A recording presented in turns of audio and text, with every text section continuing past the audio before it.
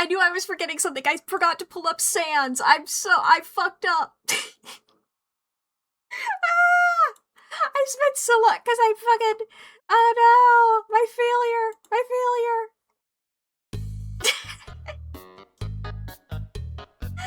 Hi chat, I can't believe I forgot Sans. Hi, I'm doing great. Look, I'm impressed I can do anything today. My brain today has not been good. Oh god, you know, like when, you know, like, I guess it was more so like an older computer thing where, like, you would, like, move your mouse and it would sort of leave, like, a trail of your mouse behind you. It would, like, catch up with it. That's what my brain has felt like today. I'm glad. I feel better now when I hit the live button. But that doesn't account for, the fact that I had to get Sans before that. Hello. Oh boy. Artificer. Artificer's Archive there. Oh, I didn't hit loop on Sans. There we go. I'm doing great. Artificer got first. Mercury Lab right there got second. Good job, everybody. Hell yeah, hell yeah. I'm doing great. We're doing more Artfight today. That's pretty epic. I, have not made, like, any progress whatsoever doing that off stream, I don't believe. Or no, wait, no, I did one. I did one off stream, I think. I finished my revenge on Lee. And of course, he's already gotten revenge on me as well. I don't know if I'm gonna get to him today. I have a couple of ideas. I have like two like big ones in my brain, and those are both of the same character that I did last, so I'm probably unprioritizing them. However, I have like I can remember one that I was considering. That I might go for that. Maybe. We'll see what happens. I don't have any of the references pulled up for that one, so who knows? But yeah. We've got all that's and suches to do's. I'm gonna have a good time doing that. I've gotten attacked more as well over the past couple of days. Gotten a couple of epic attacks from various people. Pretty cool, pretty epic. Hello, Mercury Lev, hello. Congrats on getting second again. Oh boy. Do you know that when you typed Witcher 9 is the second that it suggests? Hell yeah, my power and influence. Eventually, everybody's computers will do that. I will hack into them. I will be in there. I'm gonna be in all the code. All the spaghetti code. It's called that because I'm gonna eat it. Not quite the right noodle, but I like a lot of noodles. Well, boy. When you pull up the page, it'll say hacker voice I'm in. Exactly. It says that every single time. There's no setting to turn it off. You just have to mute your computer. If you don't want to hear it, you just gotta mute it when I'm saying that. People are trying to hack into it to try and get rid of it, but no. It's impossible. It's some sort of weird curse. But anyway, like, what have I done over the weekend that I can fill y'all in on? I forget if I've mentioned on stream that I finished re-listening to Taz Balance. That's pretty epic. Had a great time with that. Also, me and Lee finished watching Kira Precure a la mode. We took, like, a bit of a break because we wanted the final few episodes to be, like, a moment where, like, we can really sit there and, like, fully absorb it all in. Because we fucking love that show. Pekorin is adorable. And the other characters are also very good. We also started watching Wonderful Pretty Cure. We've seen, like, the first 2 episodes of that, and oh my fucking god, it's also so good. And I know we went from a season that was made in, like, I think 2017 to a season made in 2024. I might be a year off on either of those, but the animation quality from Wonderful Pretty Cure is fucking phenomenal. I was losing my mind every single little moment. It made me, like, just watching it, I felt so emotional just because it's about, like, dogs. And I was just there like, I love dogs so much. It truly, I was watching that little dog do her little things and I was like, oh my fucking god. I love dogs. Oh boy. But yeah. I have a good time with that. I'm looking forward to continuing that. We've also, I don't believe I've said this on stream, me and Lee have also started watching Cloudward Ho, the Dimension 20 season. We're 2 episodes deep in that, and that's pretty cool. Enjoying it so far. Having a good time. Once again, my favorite characters always tend to be by Murph or Zach, and that seems to be the case yet again. Murph is really doing quite well for me this one. Pappy hasn't had his time in the sun yet. That might happen. That's sort of what happened with City Council of Darkness, is I was super Darkness Man pilled, and then the horse happened. I switched to Zay for a while, but I think I ended back up on Darkness Man. But yeah, I don't know what it is about those two specifically that, like, I think their sense of humor just lines up with mine the most, you know? It's, I mean, there's probably, I would have to, like, double check through all the seasons of, like, there's probably some where, like, it's not one of them. But it's like, Riz Gutgak is my favorite there. It was Cugrash, and then also Cody Walsh for Unsleeping City. Lapan for Crown of Candy. Obviously Lapan. You know? I'm just, like, thinking through them all. It's like, it tends to be them. I don't know why. They're fucking getting me. I love Pib from Never After. What a time. Alright. Let's see here. Wiggling some things around here. I can pull up my big ol' birthday list. That's something I can do.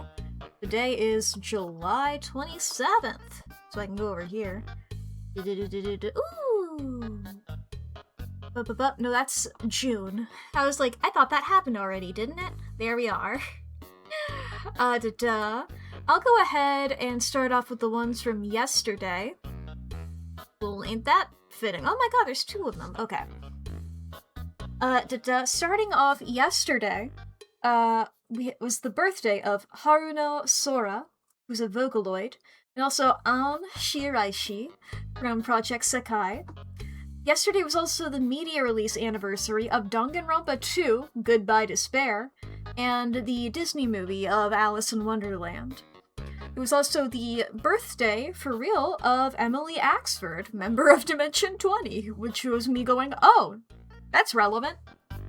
And I'll just go ahead and be saying there's 2 of them, is that Shaban's is in a couple of days.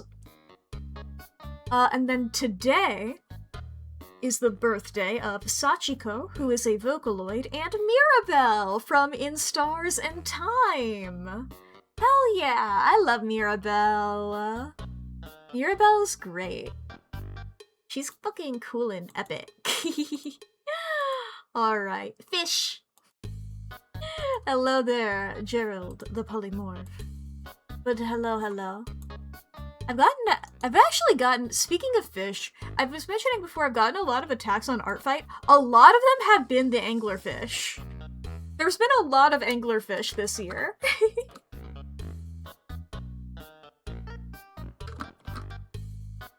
My pasta has been watered. I mean, here, let me double check here.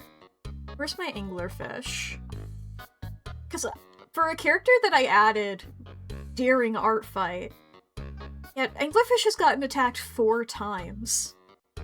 Which is absolutely wonderful. I love that that's happened.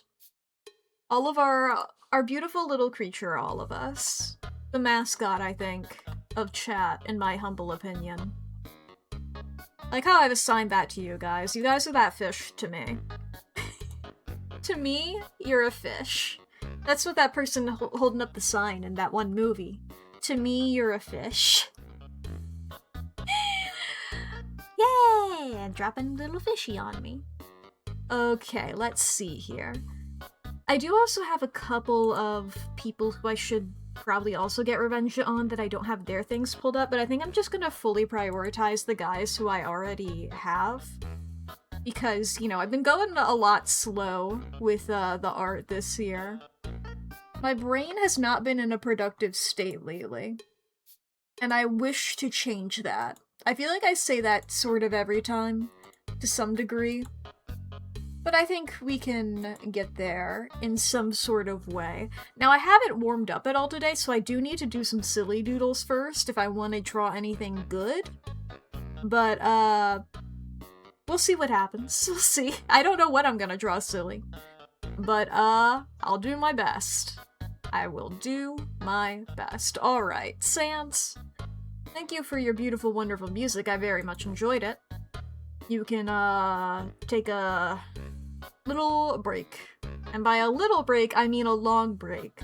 'Cause you're not gonna be making music until tomorrow. So you don't gotta worry about it, Sans.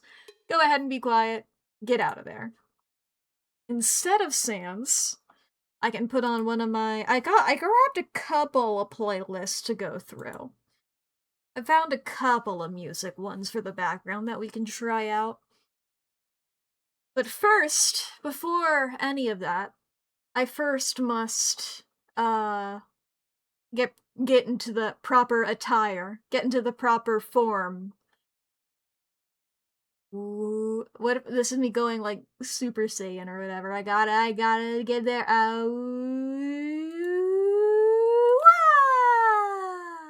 Hi. Hit me. I'm in the proper form now. I'm in the zone. The art zone. Alrighty, let's see here. Beep bop boop.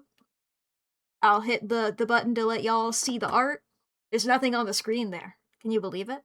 And I'll also start playing some silly little tunes. Let that happen in the background.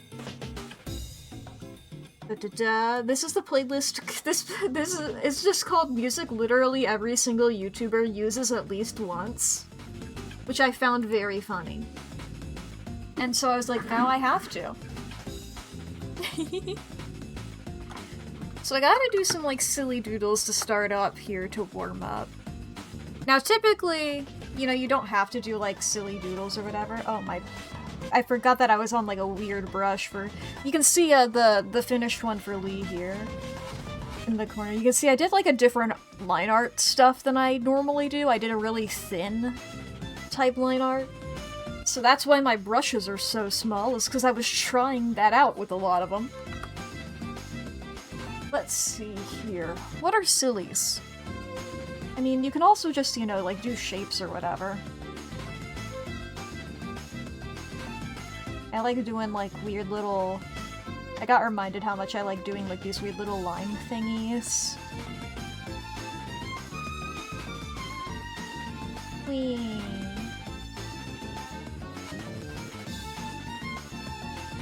I don't know what the fuck.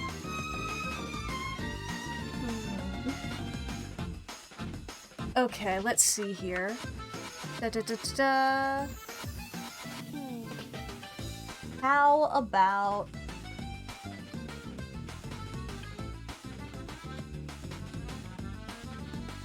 Whee! Whee! Whee!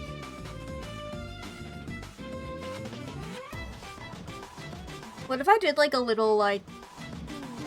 I gotta grab the fill bucket and I like did stuff and I was like, oh shit, this is actually like a photorealistic person's face. But you couldn't tell at first. And I was one of those people. I don't know how to do that. That'd be cool if I could. Wouldn't it? Wouldn't it be cool if I could do something that I didn't know what to do? Yeah. In my humble opinion, yeah.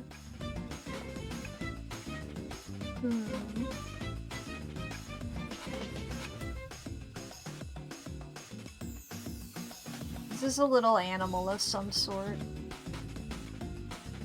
It has weird ears. You can't quite tell what it is. It's shaped like that. And its tail?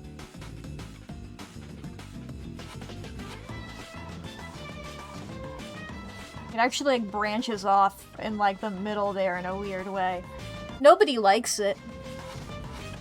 Least of all the animal. But it's content with itself.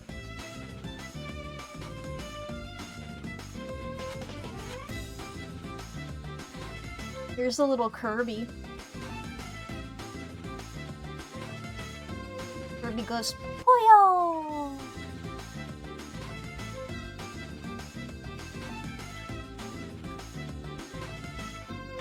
Kirby.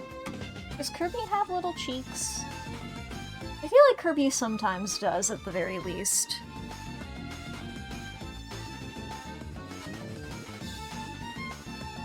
Here's a bunny.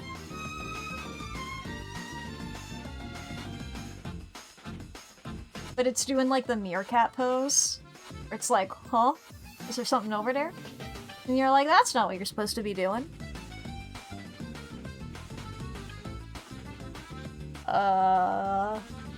I'm truly just like looking around my room.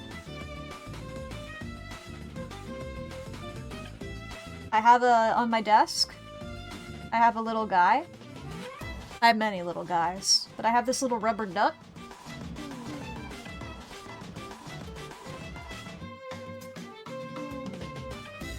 It's a rubber duck, right? And you may think it's just a normal rubber duck, but it's actually got a little outfit on.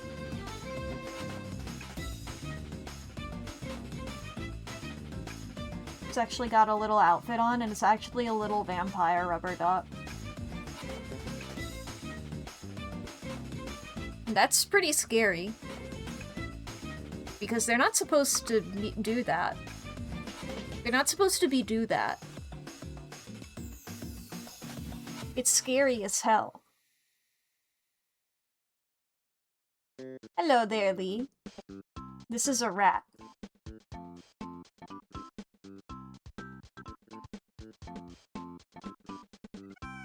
The song feels perfect for a rat.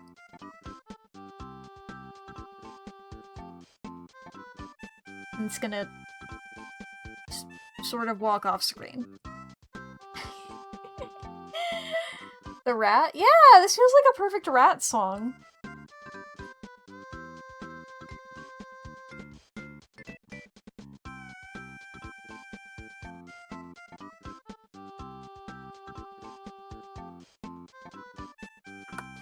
Let's see here. And then,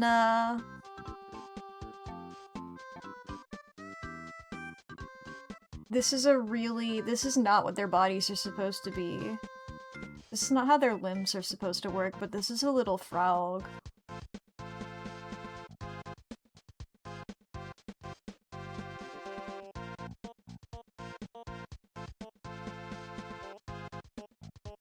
And that's pretty cool. And...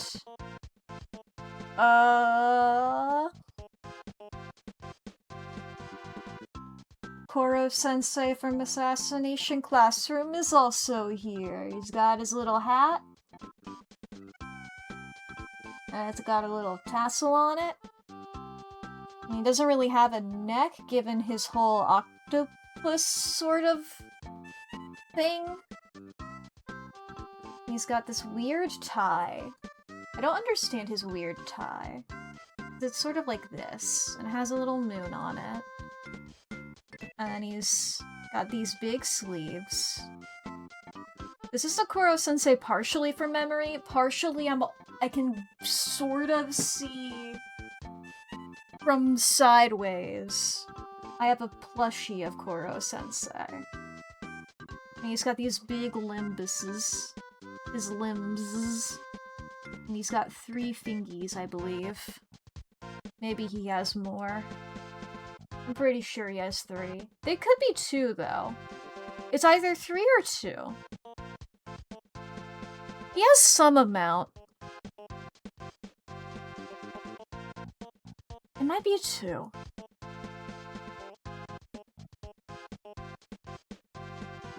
then he's got a bunch of them here. And he's a silly, goofy guy. I think he's got little stripes as ears. And he's a Koro sensei.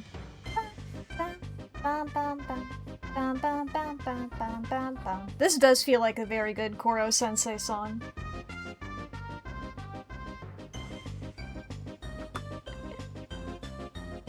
And then, I think lastly here, before I start doing stuff, how about a Mothman?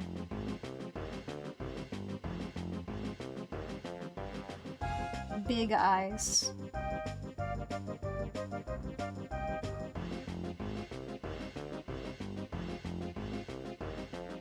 This is just sort of like hunched over. This is Mothman sort of doing the Bigfoot pose.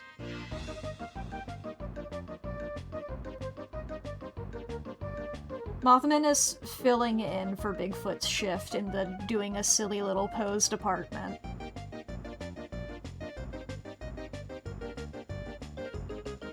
Bigfoot was taking a sick day, so Mothman had to fill in.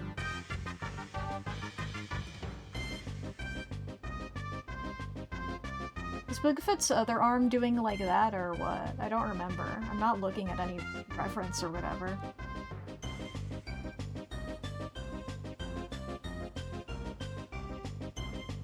Whatever, let's just do big wings so we don't have to... so we can't tell.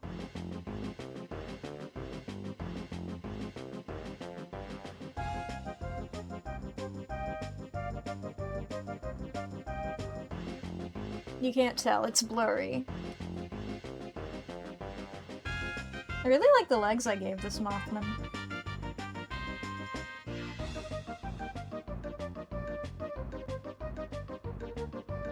And it's just like, whoa! Who was that?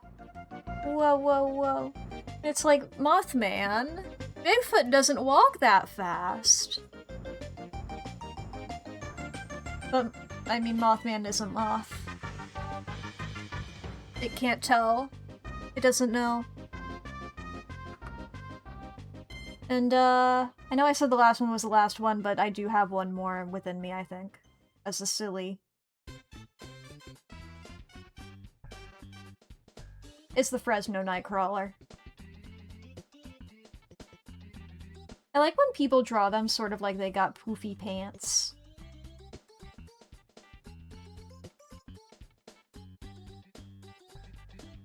I love to give the Fresno Nightcrawler the biggest, wettest eyes you've ever seen.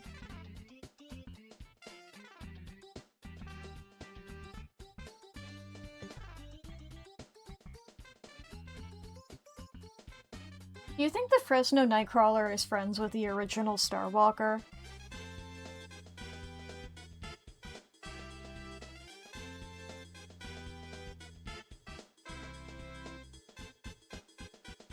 I'm sort of Starwalkering from memory here.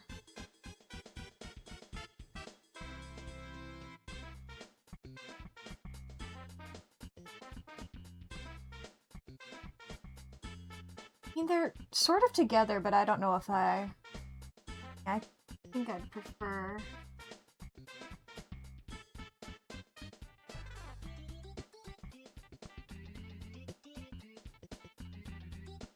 Struggling to sort of get this, looking like sort of directly at you kind of vibe.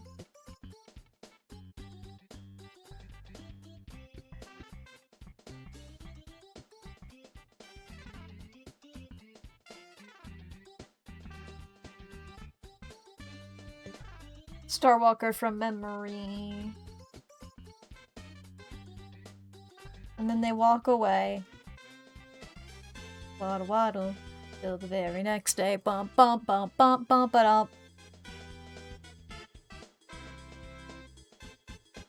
Motherfucker showing up to your lemonade stand. What happened next will shock you. I do not remember what the duck looks like. The duck is facing the other direction, for one. But alright. I got a couple of things that I can do's. You may remember these from, before. I had this sort of Sparky idea of sort of a Sonic the Hedgehog type thing. I had, Ozma over here that I wanted to do. I got Matthias on a skateboard. I got Gelt, who's just sort of standing there, because that's pretty funny, because he's a pretty average guy.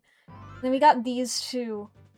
I really want to do this one, but I'm so nervous about doing it bad. Which, that fear is the enemy of art. You know, and sometimes you gotta do it bad first in order to get it good or whatever. I really want to do this one, but I don't think right now. Because I haven't done art since I don't think, like, the last art stream I did. Actually, no, the one... Because I finished the one of Lee's character. Lee's eponymous character. You know? Ba-ba-ba-ba-ba.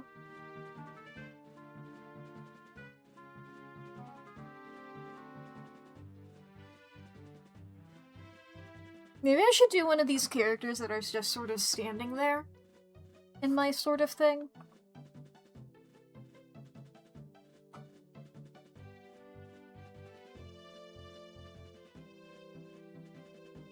Da-da-da-da. Maybe Gelt.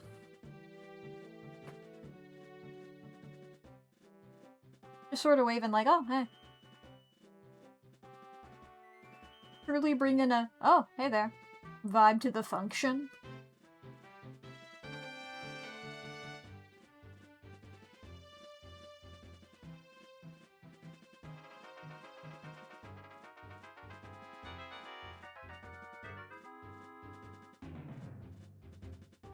Let me do a quick wiggle woggle here.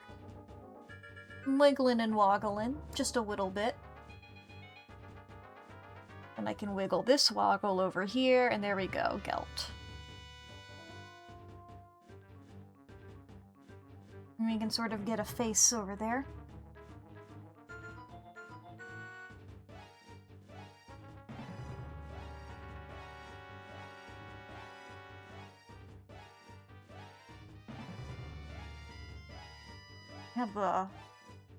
I have the vector brush on. I don't want that for when I'm doing this. Do.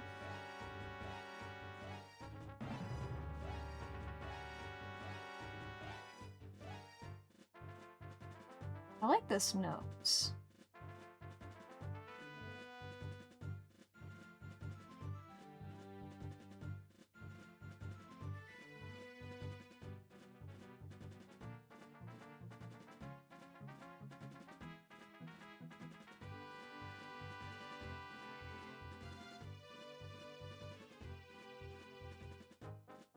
Now the question is...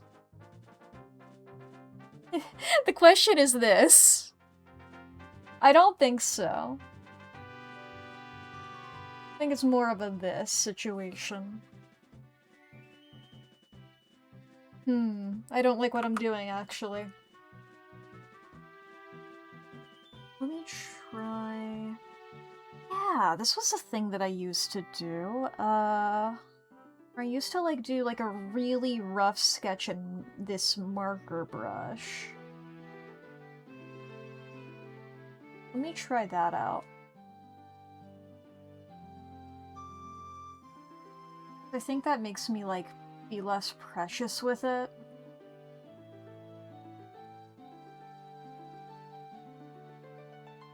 Rather than using the same brush that I do for line art.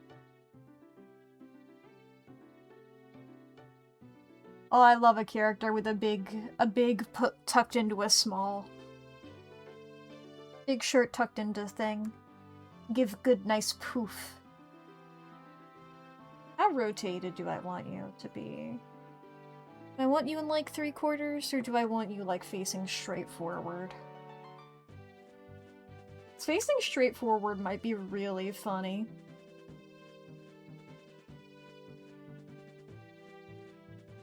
Can I capture the energy of, like, the man standing emoji?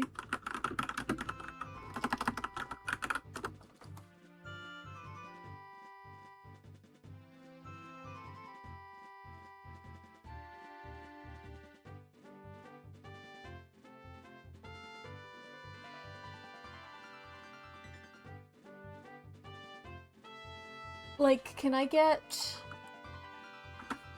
this energy going?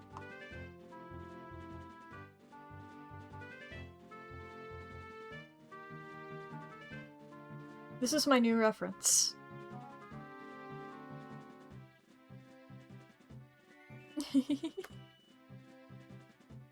Yeah, I could try to do like a... What are these?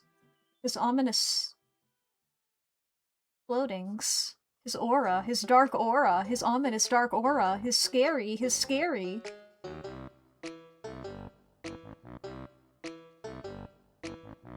Now we have this guy here.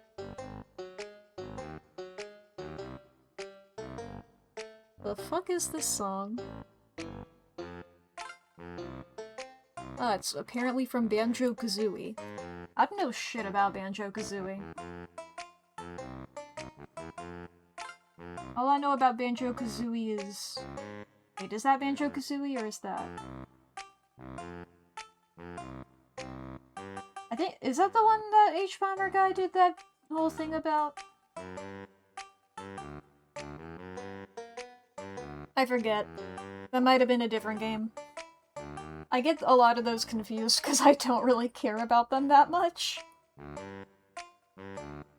They're not the type of video games that I'm really into.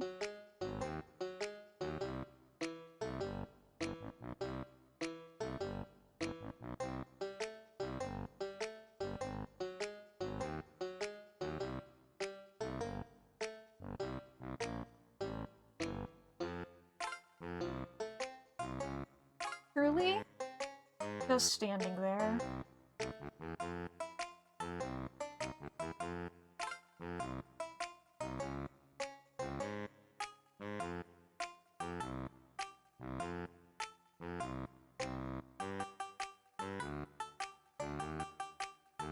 Oh, I got on the wrong layer, like a fool.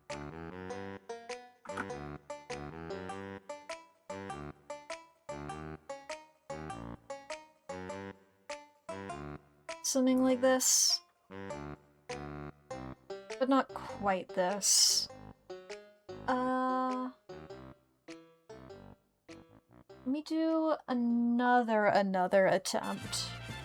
Second.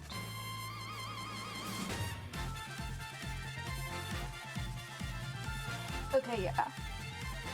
I was checking how proportions work on a person. I was like, do I remember this correctly? Yes. Let me look at my own body for a second. I'm gonna use the symmetry tool.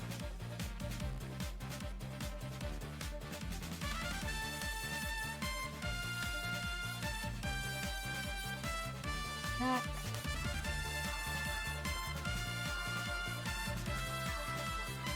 This guy's pretty scrawny as well.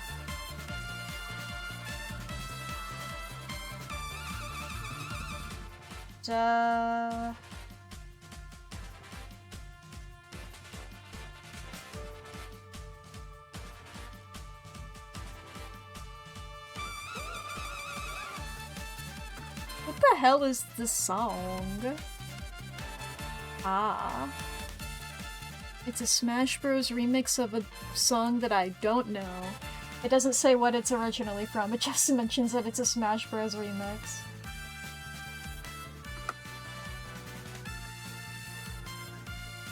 Maybe it's like a Splatoon? I don't know, there were like weird, like sort of Splatoon-y vocals earlier. Or at least I thought I heard those. I could be wrong. I don't know shit about Splatoon, really.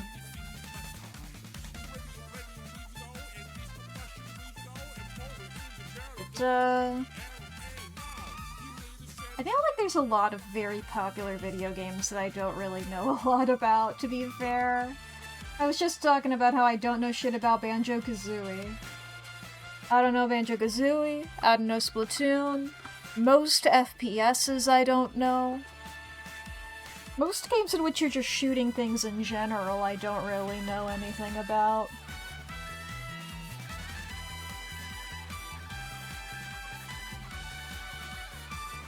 I don't really play too many shooty games, nor do I, like, really care about watching people playing them.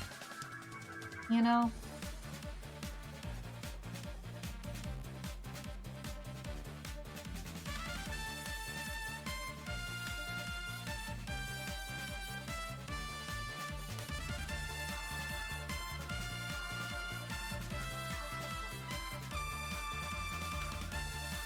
I stick over here in my spheres that I'm in. What a wonderful time to be alive, though, where, like, video games have so much different genre and shit.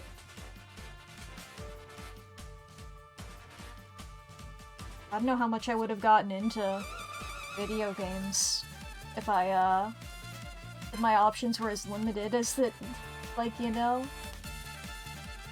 I don't think if, like, I had to go to an arcade and was plugging my quarters into stuff, I don't know if I'd get a lot of, like, incredibly long visual novels type stuff, you know? I don't know how much,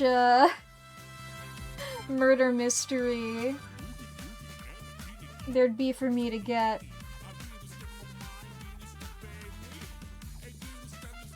The angle on the shoes is really crazy on this guy. Maybe not crazy, but it just... Whatever, I'm doing the marker. I'm doing the marker right now. I don't gotta worry about it.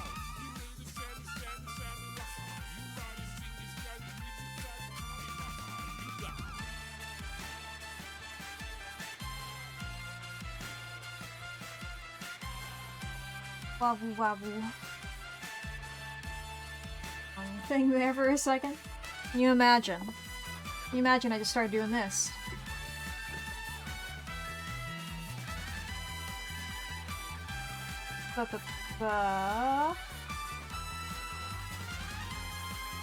You know, what a time to be reminded that I don't really like brass.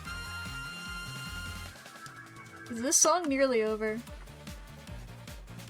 Yes, okay. There's moments where it's alright. I just don't like excessive, I suppose. And I'm not predisposed to liking it. My apologies to anybody who likes those types of instruments. Or plays them. They're just a bit grating for me, I suppose.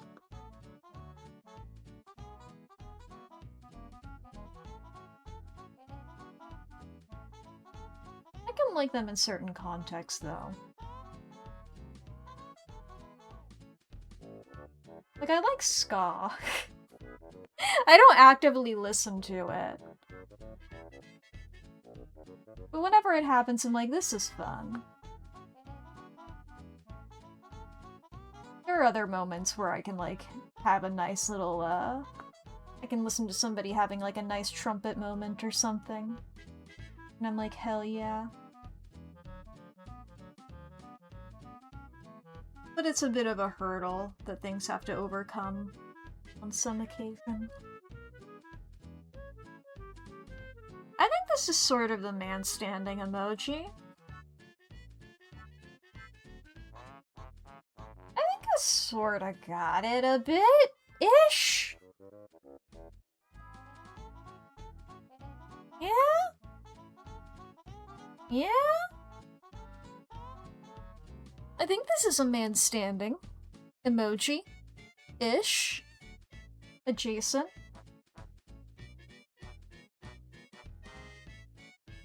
Every time I say the word adjacent, I like to imagine I'm saying adjacent. It's like, yeah, there's one Jason. That's him. That's the one Jason. That's not who this guy is, though. This guy's name is Gelt.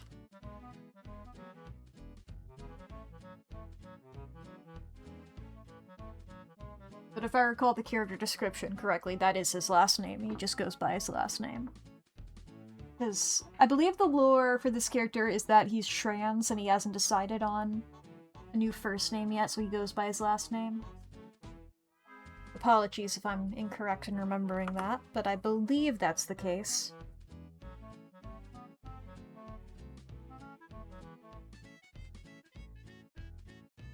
Okay, let's zoom in on this face.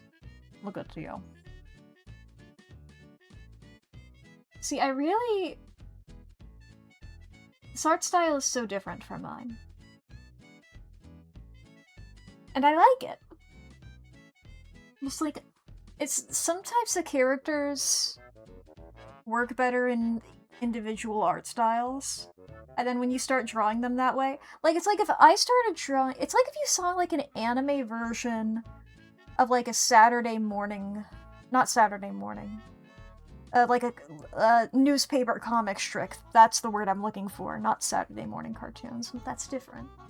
You know, if you see fucking John Arbuncle anime style. Is it Arbuncle or Arbuckle? What's the name of that fucko? But, you know, if I started drawing that guy straight up in my style, it would look weird. But it's like, I like the style, and it does remind me of, like, newspaper comics.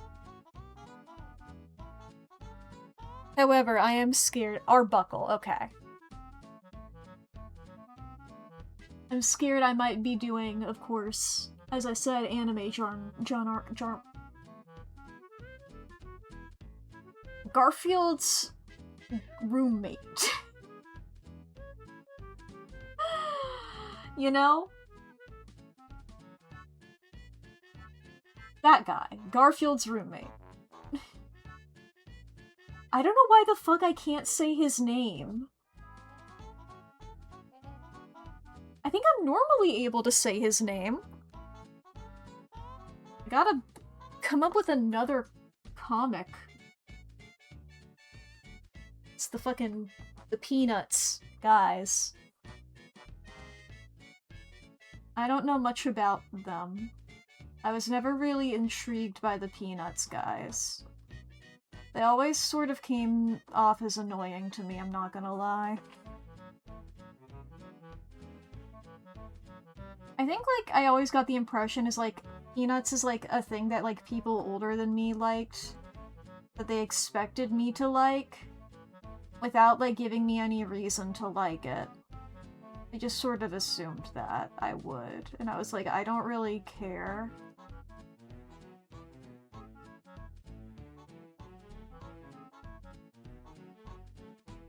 I especially didn't care about the humans. I didn't find...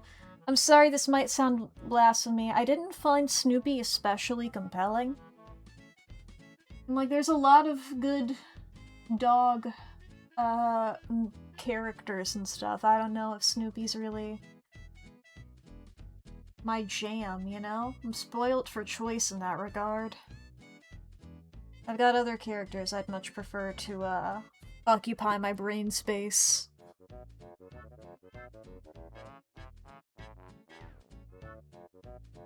Snoopy ain't one of them.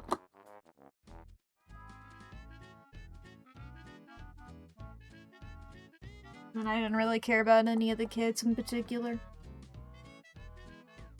So I just never really got into it.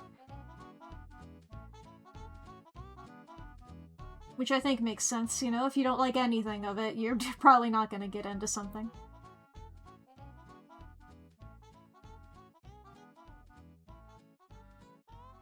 This is one of those awkward moments where it's like, I really like to define the nose. Here, I might have to... Let me just do this on another layer so I can get, like, the one line without doing the, symmetry. Because it's a really... I really love a big, strong nose. However, it looks a little awkward with the symmetry tool. One of those moments where you gotta sort of just do it on one side. I made that a bit too big, I think. Because it's not really that curved, it's just sort of straight.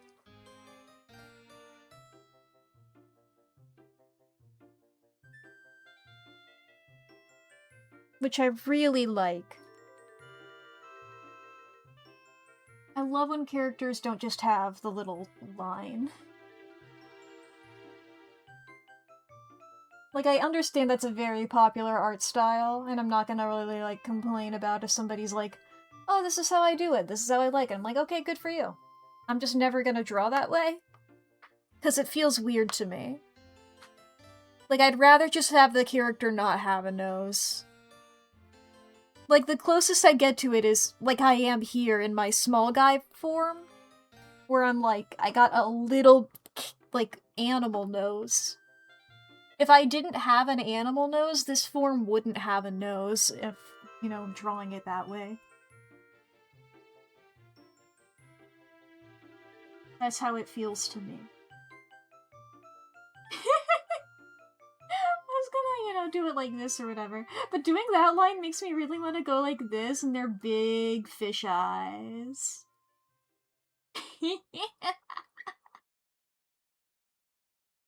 Oh boy.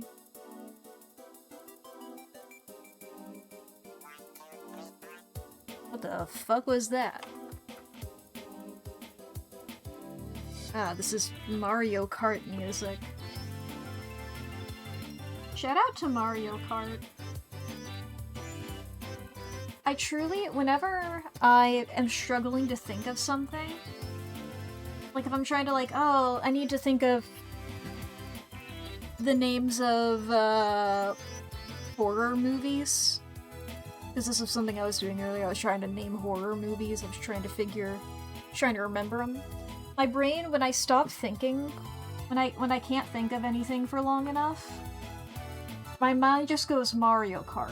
No matter what the category is, anything sort of like that, my mind just goes Mario Kart. And it's like, huh?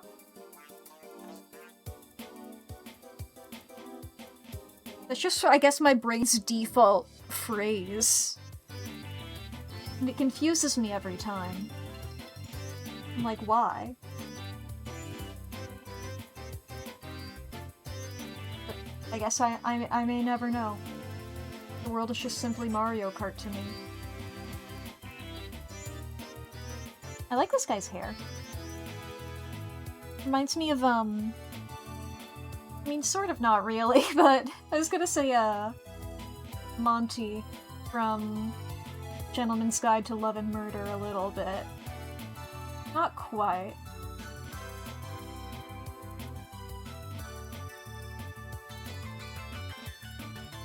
Also a little bit Paul Matthews, but not really. Paul Matthews in vibe, but not in, like, physically, I don't think. From, the guy who didn't like musicals. I like throwing turtle shells. Not the best part of Mario Kart to me.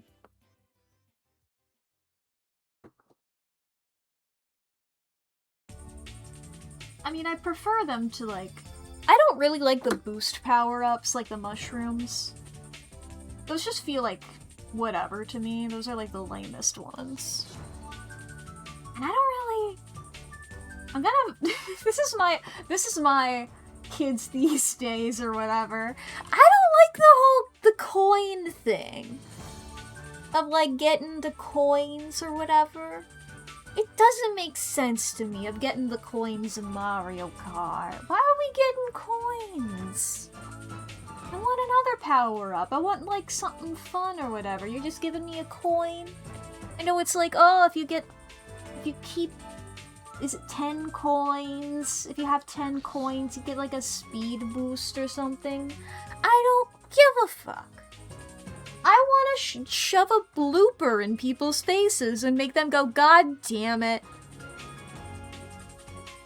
I want to be inconveniencing people. You're just giving me a slight convenience that I don't care about. I want to be, you know?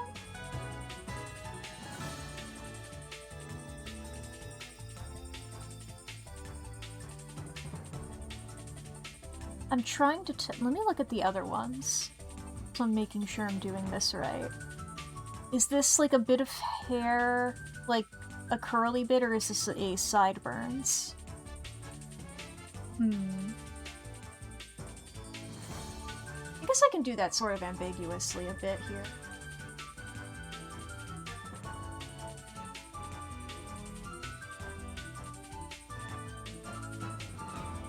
And then I can do this as well, like...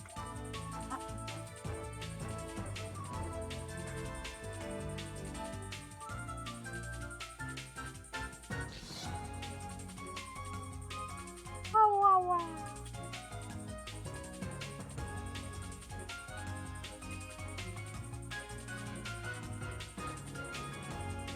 I like drawing hair as like these big shapies. I should do that more.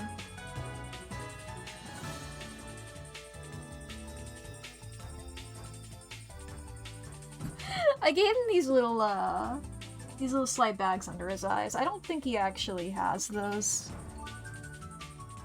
And I mean, at least not in this style, but you know, they can be, once again, it's more of like a little simply guys. I just get the vibe that he's a little tired at the very least, you know? He works in a supermarket, right? Yeah, supermarket checkout operator, you gotta be tired.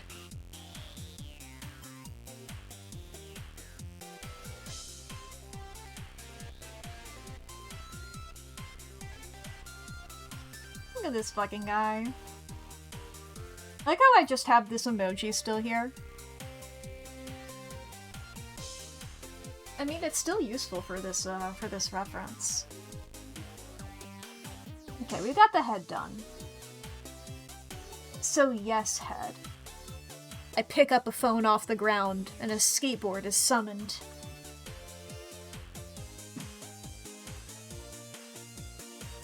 Is that Germa?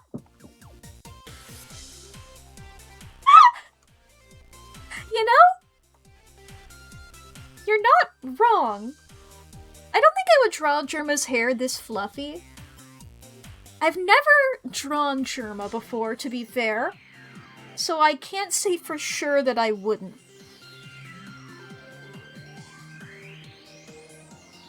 I don't watch Germa all too often. I mostly, he's a kind of guy that I like, he'll float by me. I love his rat video, obviously. And I've seen a couple of stuff. He's like collaborated pretty often, not often, but he's done enough stuff with like people that I do watch. And he's sort of a guy, I feel like if I watched him all the time, it would take some of the mystique out of it, you know? I feel like he lives to be that kind of guy that I just see occasionally and people will be like, hey, he's doing this right now, and I'm like, okay, what? Okay. Like, that's how I first heard about Germa kind of stuff, and that feels right to me. Like, I just remember being on Tumblr once and somebody I followed being like, Germa's, like, live right now and he is a sim? Like, the chat is controlling him, he's a sim? And I'm just like, hell yeah. Good for him. That's awesome. Been watching him since he made YouTube videos in, like, 2012. Nice. I liked him in, he was in Generation Loss. I liked him in that.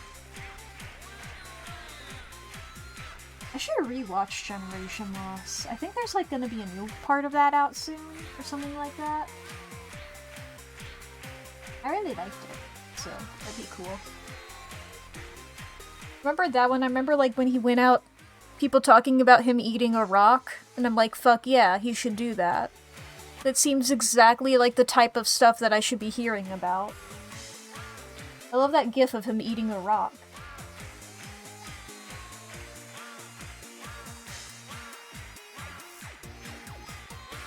He also ate a shoe. I was trying to remember if I was remembering that correctly.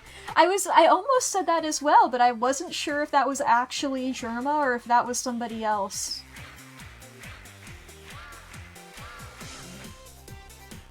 You know what? I was gonna say, like, maybe that could be like Wayne Radio TV. I feel like if Wayne Radio TV ate a shoe, he would actually eat a shoe. Whereas Germa seemed... I'm pretty sure it was a fake shoe. Now, granted, I haven't actually seen this. I'm pretty sure it was like a... like chocolate or one of those is it cake type stuff. I feel like if Wayne Radio TV ate a shoe, he'd actually eat a shoe. Or at the very least take a bite out of it and then like be screaming. Or somebody else in his group.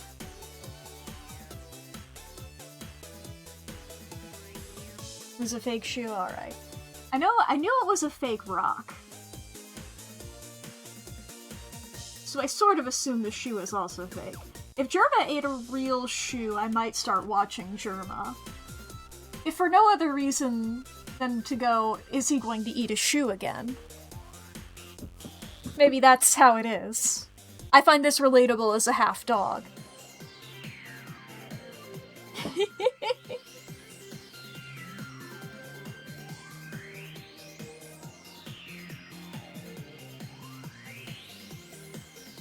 I love that this guy's got... I'm assuming that this is like a little, like, choker. Because it's really funny how normal he is otherwise. He's just got a little bit of a punk. Or, you know, like a collar because he's a dog. I looks at my own design. I understand. Who am I drawing? I'm drawing the character Gelt, who is by Artfight user Scootler. These are all lowercase, I believe. Scootler. This is a revenge for... Who did you draw of my guys? Right, I was looking at... Somebody attacked me before the stream. I was looking at that. Who did Scootler do to me? Who fucking godded me with you?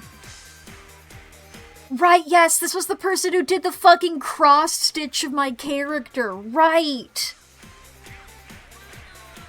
Fucking made them in real goddamn life? Made her in real goddamn life? What the fucking hell? What the helling fuck?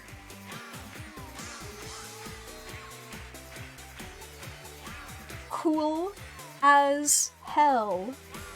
So yeah, I have to draw their, like, most normal guy ever. Because I just find it so funny for there to just be a very normal werewolf.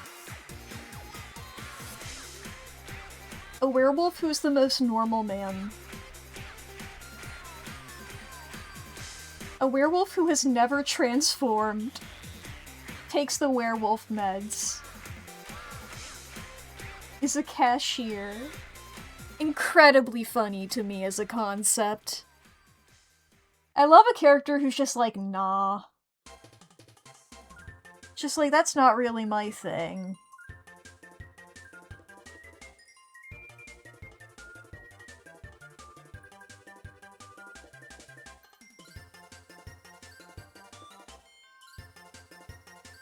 Like, I'm not even worried about it. Don't even worry about it. We're all normal over here. That makes it sound less normal than it is, because it is pretty normal. I could get my beautiful reference image up over here. Chat, just so we're all aware as well, we're about to experience 3 minutes of ads. So if y'all need to go to the bathroom, or if you need to grab a snack or get something to drink, now's going to be a great time to do so. This is also your hourly self-care check-in, so be sure to fix your posture, take your meds, save your files. Save my file, I have to pull this up first and save it like that, so my reference image over here on the side doesn't go away. But also, just make sure you're taking care of yourself in general. Do some stretches. Yeah. You gotta. Or else. Or else. I'll do something if you don't. And you won't like it.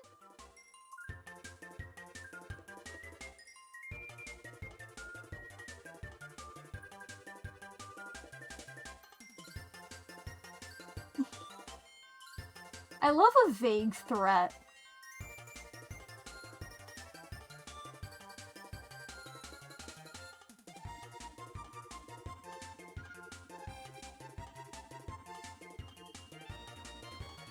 He's just gotta be standing there. This is the most important thing to me, is that he's just standing there.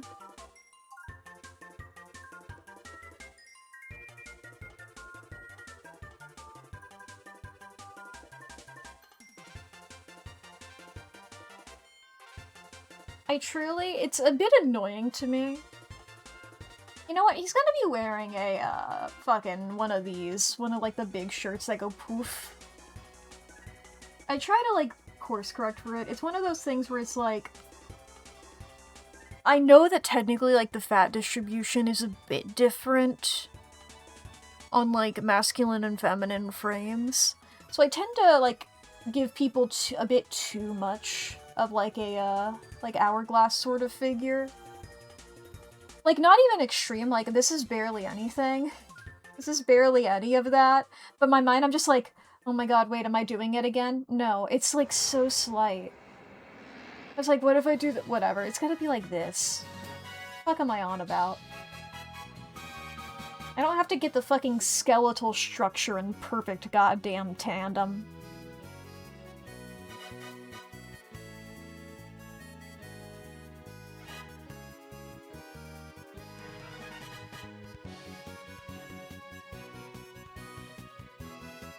You can always say it's a stylistic choice, yeah. I'm not doing a fucking Jessica Rabbit over here. I think that's when it gets a little too much, you know? For me drawing a normal man. Fucking... KK Slider jump scare. Not paying attention to the fucking song that's on at all and then hearing his voice. And you're like, ah! Where'd the knees go? I need the knees back. Erase all this.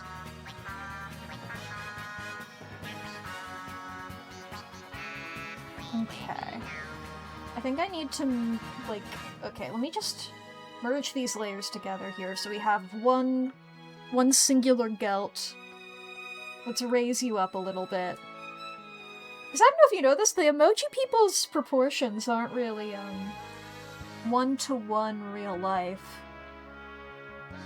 I don't know about you guys, but my head isn't the same size as my torso, you know? It's not like the same size as like my full-on leg. My entire head?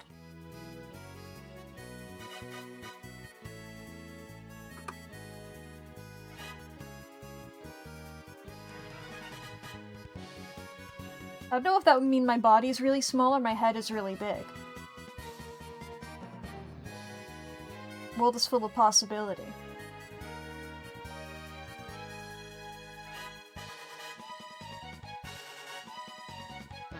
Many options in the world. Once again, KK Slider's voice comes in and my brain goes, what the fuck? I forgot to be doing that on the symmetry layer.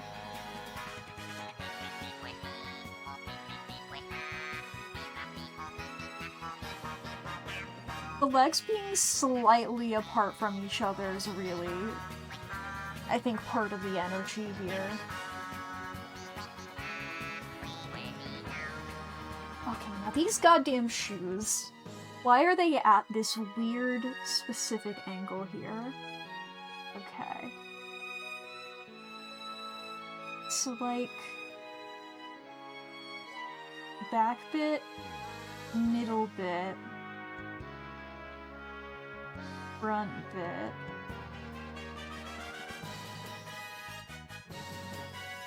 But no, it's more forward than that. Why is KK Slider so scary? It's just an unexpected KK Slider. Really...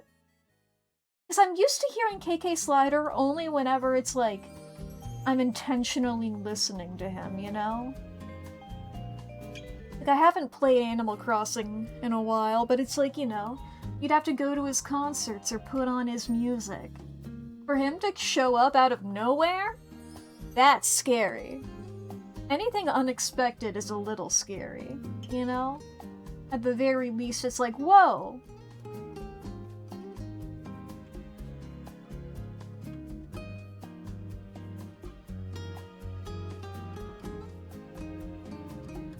It's like, you know...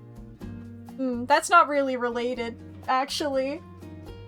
I was gonna go off on a tangent about horror, but it's not really actually related in the slightest. I was gonna compare it to, like, how mystery is a great element in horror, and you don't really want to give away all of the stuff.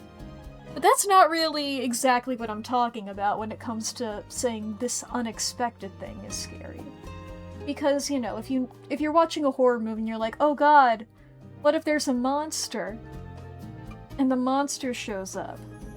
That's an entirely different thing to just chilling, and then suddenly a piano falls from the sky, you know? That's more so what I'm talking about here. I'm living in Looney Tunes world, and I almost got off onto a tangent about how, like, in order to properly continue to, like, keep an atmosphere of fear within a work of horror, a bit of mystery is needed, otherwise you feel like you understand the threat too well. I mean, sometimes that can still help. I just get annoyed sometimes if you're, like, watching a movie with, like, oh, there's a monster in it, and then you fully see the monster within, like, the first I didn't like A Quiet Place as much as everybody else. It really annoyed me that you see the monster so early in A Quiet Place. I'm giving up on vague posting. I feel like it'd be cooler if you saved it for later. The fact that you see it in full body, bright daylight for the first time in, like, the opening scene. I'm like, are you kidding? Oh, hey there, Blade. I'm here, Mack. I'm here. You're here! For goddamn 8 months. Holy shit. That's so many. That's crazy. 8. That's the number that, no it didn't, never mind. I was gonna be like, that's the number that 8, 9. No, it was 7 that 8, 9. 8 was uninvolved with the whole situation. 8 was sort of turned into a verb against its will. Or it was consented? I don't know. Maybe... sometimes you just sort of become a verb.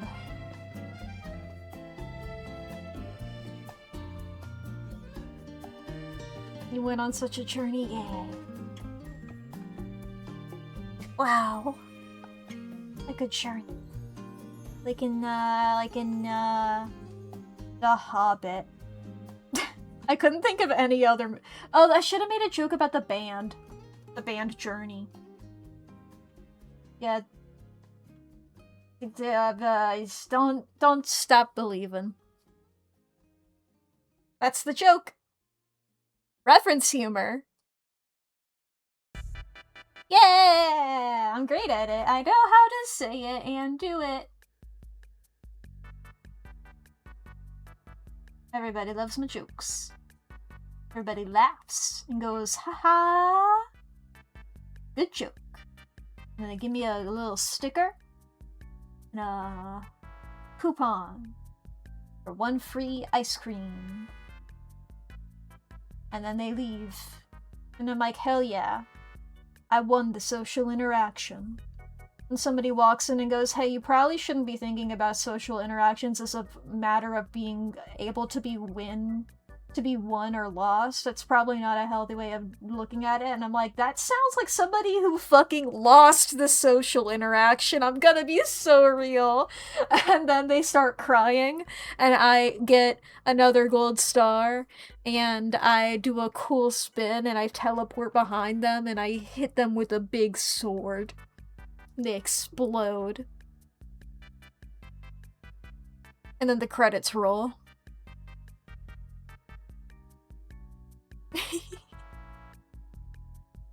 10 jokes on your punch card, you get a free topping. Yeah! Yippee! Then the room claps. Yeah! And we zoom out, and it's a movie theater, and everybody's having a great time. There's like one person in the crowd who's like, I didn't really get it. And everybody just sort of looks at them weirdly.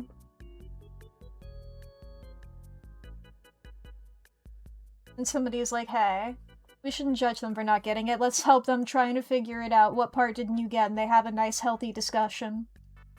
trying to help them figure out what it all meant. And somebody else is like, I didn't get it. I need to go home and watch a fucking YouTube video of explaining a movie, and everybody fucking kills them with hammers and they explode. And then the camera zooms out again as everybody claps, and it was once again another movie theater.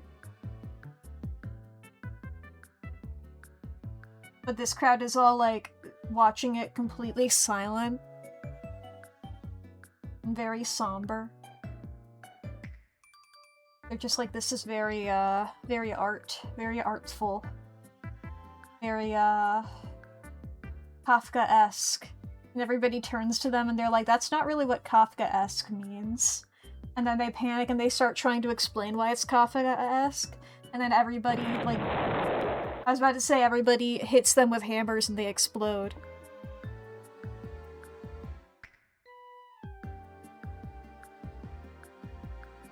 And then, the camera zooms out again. And it's the cast of MST3K, and they're like, I don't know what to even say about that one. And then the yellow robot guy, like, pulls out a hammer. And the human guy's like, don't do it. And then the red robot pulls out a hammer. And the human guy's like, guys, don't do it. And then the camera zooms out again, it's another movie theater and everybody's really laughing again. And, everybody's just like, yeah, that was really funny, we had a great time. And then they all simultaneously pull out their phones and give a 5-star review on their review app of their choice. And they just sort of all walk away. Happy and content. And then the camera pulls out again. And it's the movie theater. But it's just me in the movie theater, it's only me. I'm the only one there. And I'm like, wow. I didn't really get it. But, I mean, I liked it. I'll probably unpack it all later. I'll probably have to watch it a second time now that I understand it a bit better, but I'll watch this again. That's pretty cool, I think. It went on a bit too long for me, but you know, sometimes they do that. Sometimes a bit goes on for a really long amount of time, and some people fall off of it. I do think it gets a bit funnier with each time, but I don't know, they can get a bit self-referential and a bit annoying, sort of lampshady. I don't really like lampshading stuff that much. I mean, it can be good, but sometimes just calling attention to the lampshade is somehow more annoying than if they just ignored it. You know, it's like, oh, come on, man. It insists on itself. Exactly. It's like, you could have just, like, gone along with it. We could have just all pretended that we'd never heard of the trope or whatever. But now you're, like, calling attention to it, and it just makes it feel like you think that you earned more than you did. You're like, haha, we're not like those other things that use this trope. And then the camera zooms out again, and it's all of you watching my stream, and you're like... I think Mack turned into media analysis mode again. Welp. And then you all hit me with hammers and I explode. And then the joke ends. And then the joke ends.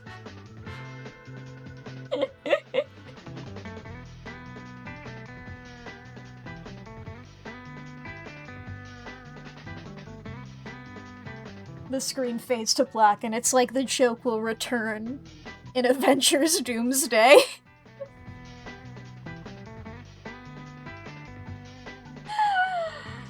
God, I have not given a single fuck about watch so many videos explaining movies. Maybe all the hammers are getting built up and you'll explode all at once. I can sort of get that. It just annoys me when, like, I don't know, I feel like there's a lot of those types of videos that, like, the way that they phrase things, I'm just like, are you... They feel a bit film theory to me sometimes in the way that they, like, will title and thumbnail their stuff in a way that annoys me.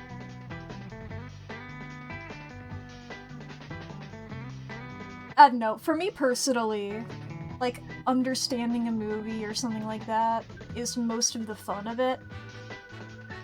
Is trying to figure it out for myself. I understand they're probably good for other people.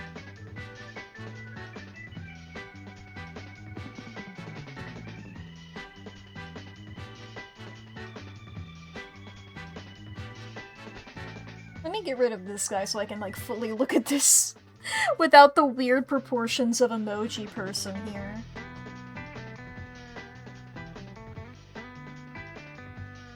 Is this normal proportions? I think they're normal enough.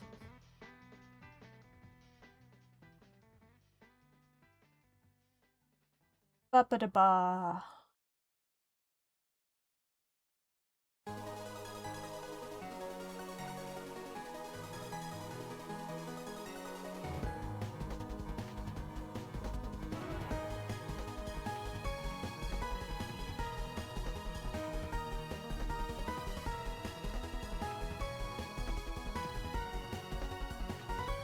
Now we can finally clothe this guy.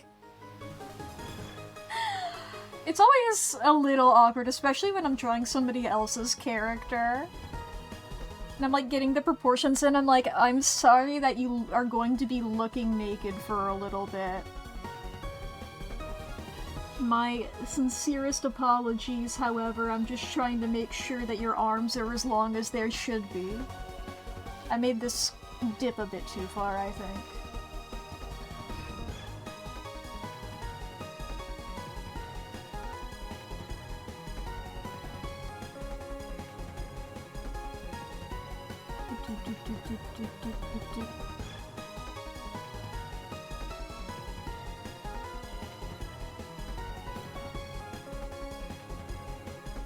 I'm gonna be so real, I read like a really good short story yesterday, and I just keep thinking about it. So that's where my brain is at also as well. Is I was like, I'm gonna go to bed. Oh, a little short story, let me do that, and then I stay up like an hour later than I was planning. It's like, what, well...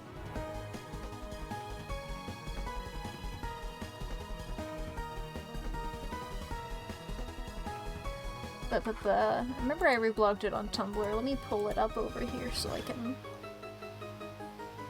shout it out because it was cool as fuck. I mean, maybe I queued it. If I queued it, I'm fucked. Nope, I did it right.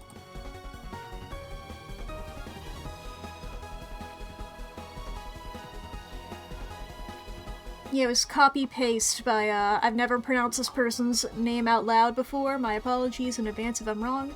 Darren Idala? Darren writes darrenstories.com. Copy-paste was the story I read, and I liked it a lot. Pretty cool. I love a short story that's just fucking weird.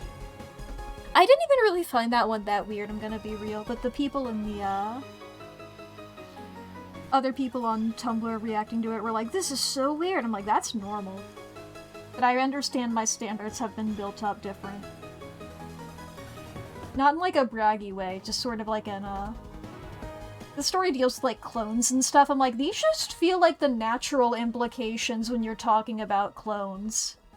Do y'all not consider this every single time somebody talks about clones? Is this not immediately what your mind does? Because this is what my mind goes to. And go like, am I the weird one? Like, it's not less of an oh no and more of, oh, okay, I guess I'm weird here. Why aren't you guys weird? You can't make me feel bad about that. Y'all should get weirder. Join me over here, it's more fun. I'm done freaking out about that. It's like, what, you want me to go back to fucking middle school? Nah, I don't give a fuck.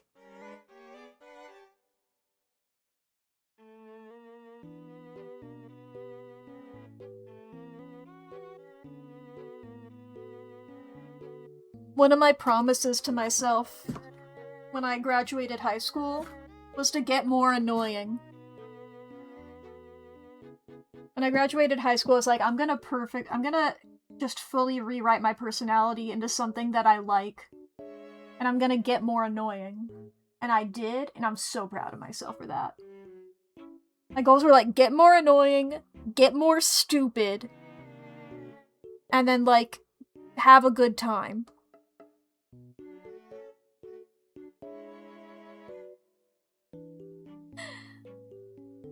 Get more stupid being like, you know, obviously I feel like a lot of people on the internet have this sort of story of just like former gifted kid, and I was like, I put too much pressure on myself to be the smart one in every situation.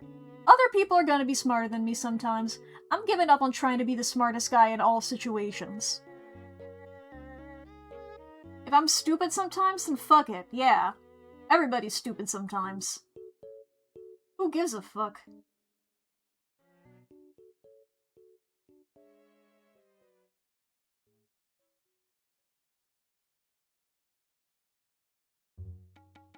Former gifted kids unite, yeah.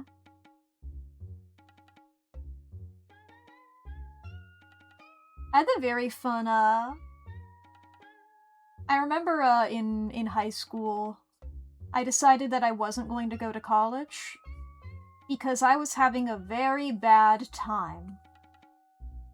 That was one of the many reasons, you know, right? So it's like, I'm not having a good time in school.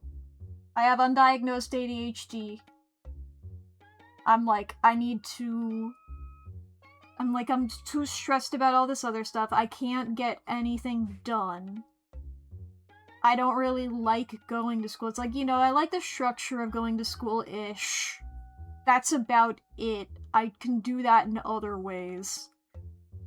Plus, it's like the fields that I want to go into don't really require a college education. And it's like, I feel like if I want to go to college, it should be something that I really want to do and have a huge plan for. That's a lot of money and time commitment. I'm not gonna do that. And even if I do eventually want to do that, I don't have to do that now. You know? When I could be spending this time doing something that wouldn't be, like, basically torturing myself. Sometimes people will ask me, like, modern day, like, hey, why didn't you go to college? And I'm like, okay, I need to come up with an answer that doesn't sound depressing really quick. Just didn't want to. Just didn't. I'm like, okay. But, all I have to say is I'd figured that out, yeah. With how generations after Gen X don't feel fucking pressure to go to college. Well, let me continue my story. I remember, in my senior year of high school, they did this thing where, they grabbed they grabbed, like, a bunch of kids. I'm from a pretty small place. There were, I think, around 200 people in my graduating class. Like, everybody in my grade. There were 200 of us. So they did, they split us up. Grabbed a bunch of kids by the scruffs of their necks. When we were, like, near the end of the year, they split us up into, like, I think 2 or 3 different groups. And they, had us answering stuff about colleges and stuff. There was like, oh, here's one room where it's like, if you want to apply to colleges, we have people here. Here's another room talking about this. But, like, one of the rooms was just, like, asking us stuff, and it was like, okay, all of our guys here. So there's maybe like 50 or so of us in one room, probably a bit more than that, something around that. It was a big room. And they were like, okay, kids who want to go, if you're like, okay, I want to go to a state university, go into this corner. If you're like, I want to go to, like, a community college or something, go to this corner. If you want to go to, like, a trade school or something, go to this corner. If you don't want to go to college at all, you go to this corner, right? I was the one person in the not going to college corner. And I was getting a lot of weird looks.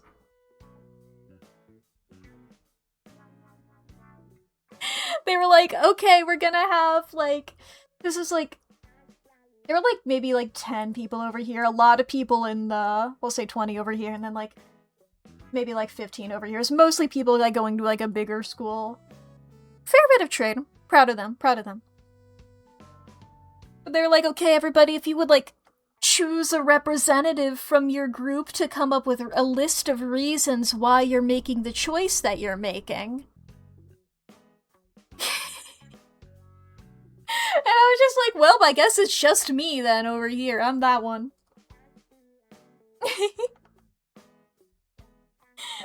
I got a lot of people just like, why? A lot of teachers who were... There, not a lot of teachers, because so, like, the people who were in my group didn't really have me, but there was, like, 1 or 2 teachers afterward, like, why do what? What? And I was just like, it doesn't overlap with my interests. Because I don't want to go, it's too fucking expensive. I was like, I can't get into this right now. I was unprepared, and I was like, well, I can't say the depressing reasons, so I was just like, well, my biggest interests for potential careers and stuff are like art and acting, and potentially doing other stuff similar to that, which doesn't really require a college education. Like, you can get one, but it isn't necessary. I've talked to professional artists, and all of them were like, yeah, you don't gotta go to college, really. As long as you, like, figure shit out, that's, like, a bonus, if anything. And I'm gonna take their advice, especially given that I didn't really like school as well. And I just hope that me doing that, if any of those other kids out there in that one classroom, if any of them were having doubts, I hope me sticking to my guns like that helped them, you know?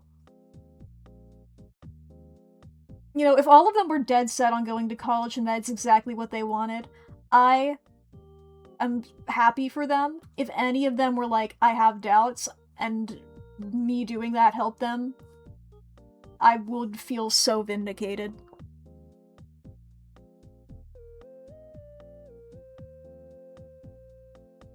And I have been substantially less depressed since being out of school, so...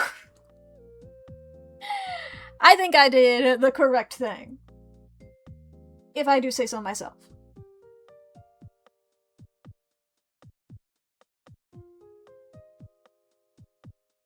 I've been having a baller of a time. You get me? Hell yeah.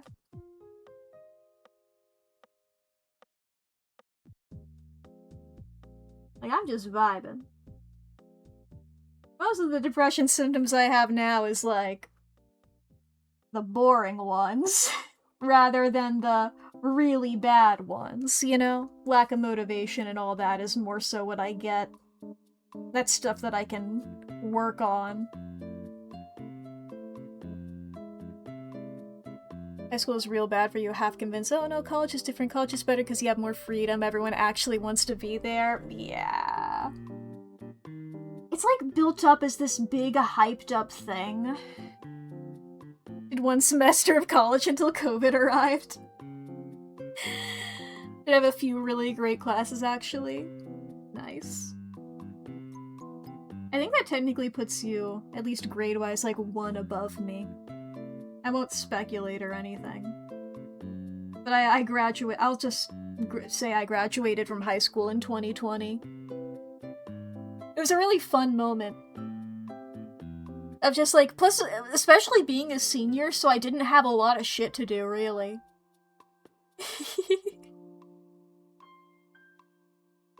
Did have a few really great classes, actually. Yeah, I'm like, if anything, I would take, like, sit in on lectures or whatever. Dropped out of high school twice. I was gonna say nice. I don't know if that's the right reaction. My instinct was just to go, hell yeah. Don't regret it though, you needed it? Okay, then hell yeah.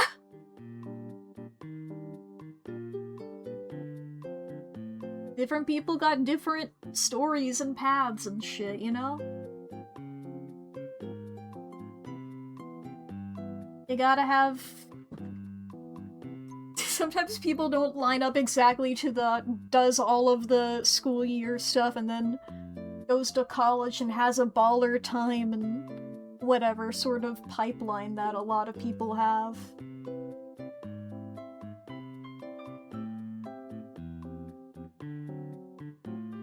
Especially for those of us who had their education impacted by COVID.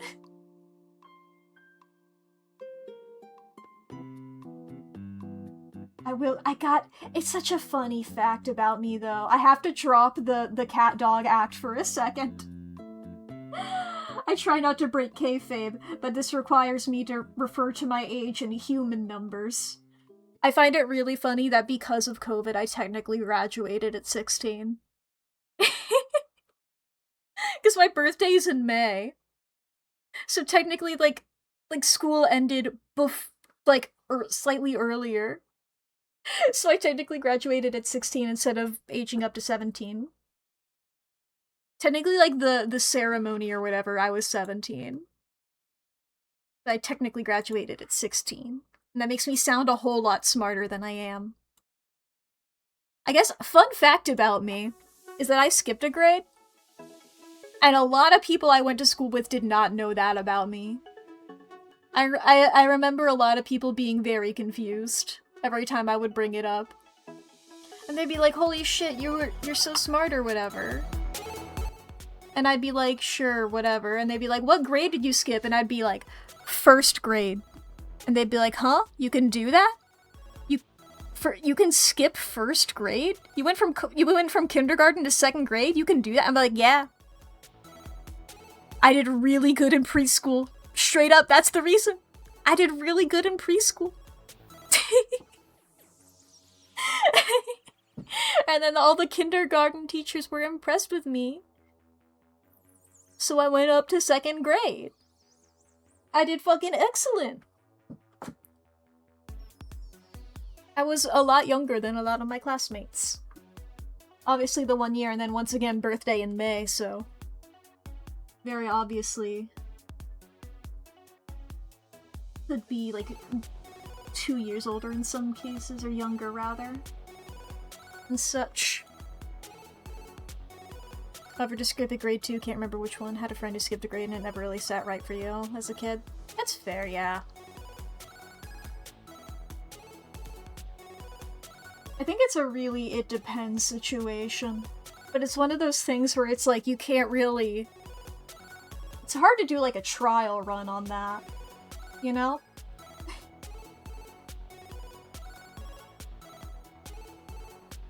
Especially when it's like a younger thing, it's like a bigger commitment and all. But I had a good time with it. I don't know if it would have been different if I had skipped like a later year. You know? I was already like I hadn't done too much. Can you skip this grade for half a year, then go back if you want? Yeah. I think I might be misremembering this. I might be conflating it with, I know that I had, like, one kindergarten teacher for, like, a few days, and then I swapped what class I was in to be in a different one. In a different kindergarten. I don't know if I'm conflating that. I think I might have been in first grade for, like, 3 days before they switched me, technically. I might be misremembering that. I don't know if you can tell, but I was pretty young then. Your first grade teacher, maybe kindergarten, suggested to your parents that you skip a grade, but your school wouldn't do it. You would have had to transfer to a different school. Oof. Yeah, that's a much bigger commitment. Whole other school. Oog. Especially when you're young, that can be pretty brutal. But then again, it's like, you know, if you do that older, you put down roots and stuff.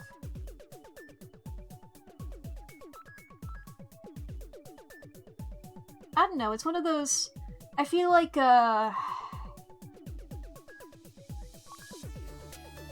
this might open up a whole new tangent.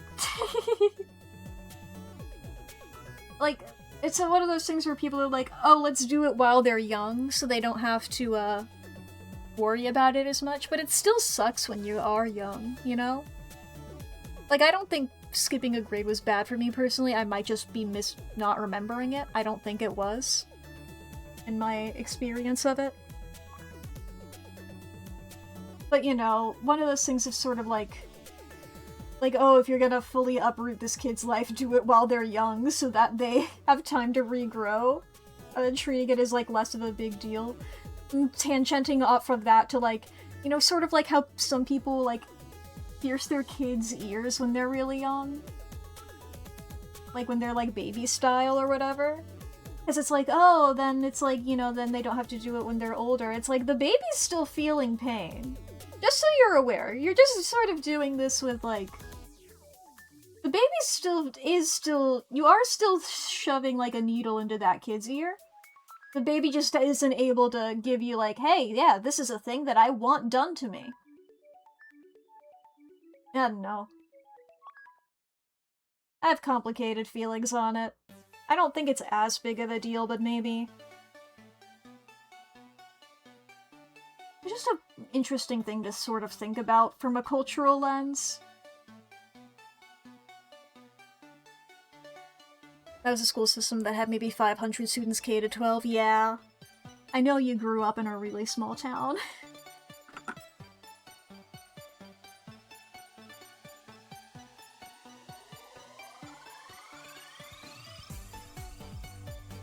Like, truly, when I was saying, like, oh, I was in a small thing, like, my grade, just the one grade, had 200 students in it, even then, saying that, I'm like, that feels big to me.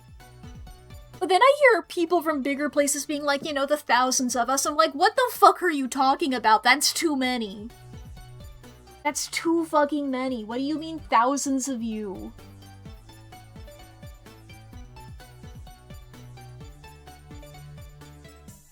Remember reading once that doctors used to perform major surgeries on infants without anesthetics or pain relief? It was until like the 80s or 90s they stopped doing that? Jesus fucking. Yeah. Like, similar to that, fuck, what's the word I'm looking for? Shit. I can't describe the thing I'm talking about because then it's circumcision, that's the word! It's like, I can't describe what the action is, that I don't know if I can. I probably could, but it just, you know... like how that typically happens on kids, sort of regardless of whether that's their vibe or not.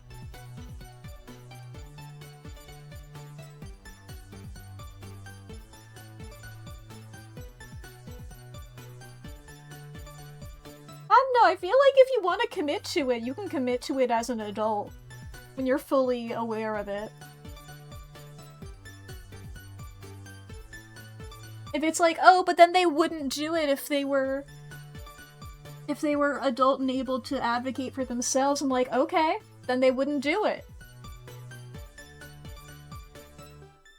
Is there, like... I truly, genuinely speaking here, is there any reason for it other than, like, it's tradition? Does that, like, impact anything in, like, a major way? I know some of, like, the things, but, like, you know, is there any sort of benefit?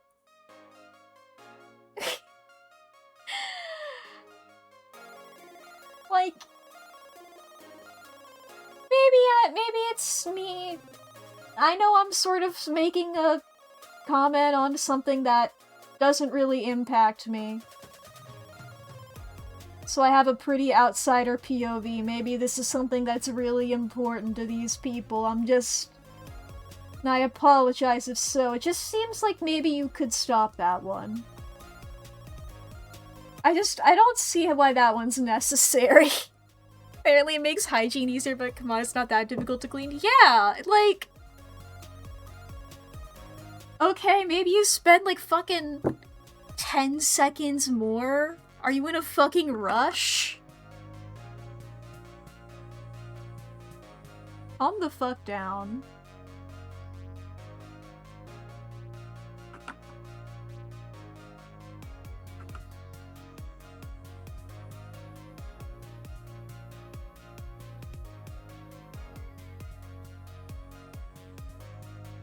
It's just such a crazy, if, you know, I gotta fucking taking a hard take here. You know, if this wasn't, like, from the religions that it is, you know, if, like, this was some shit that was happening in, like, Asia or Africa or whatever, or any sort of other nation like that, nation of Asia and Africa, continent, I know what things are. You know that they'd be like, oh my god, this is so fucking inhumane. Do you know what they do to the babies over there?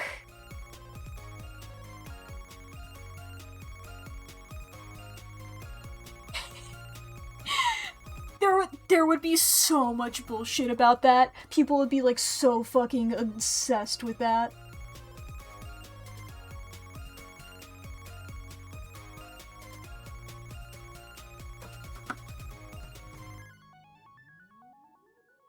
That'd be like a joke in, like, offensive 2000s comedies movies. You know? They'd be like, oh my god, his dick fell off, or some shit like that. We're like, oh, they misunderstood. It would be a Family Guy joke, yeah. It's a whole South Park episode about it. Honestly, there might be a South Park episode about it already, to be fair. I don't watch South Park. I never will. An Adam Sandler joke, yeah. Once again, it might already be an Adam Sandler joke. He seems like the type of guy who would do that anyway, but it would just be incredibly different, you know? It would, instead of it being like a joke about him, it would be a joke about, like, you know that one guy in Adam Sandler movies who's always, like, race faking for a different race in every movie, you know? They always cast him to play a different minority. It would be a joke about that guy instead.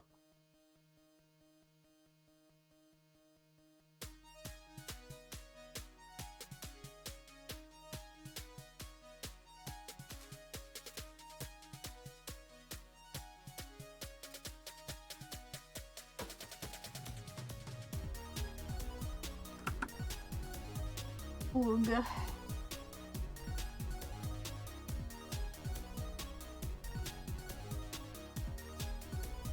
I can't believe we're on a fucking circumcision tangent. How did we get here?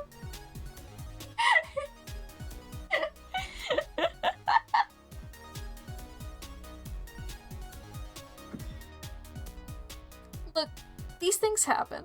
You have more to add on, but you're being hesitant. Fucking go for it.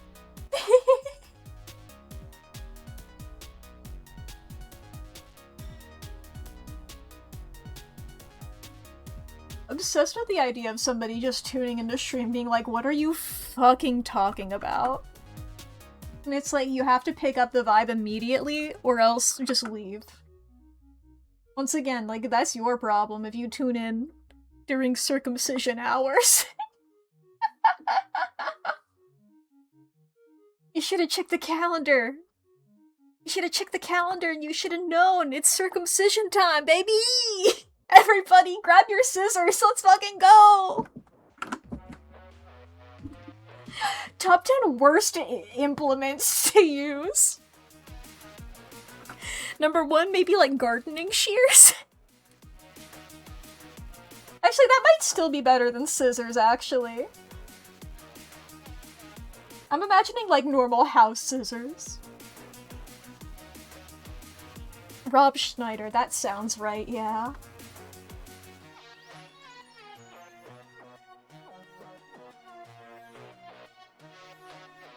I mean, it's like, once you open it up to, like, various different sort of tools, then it's like, maybe a saw is worse.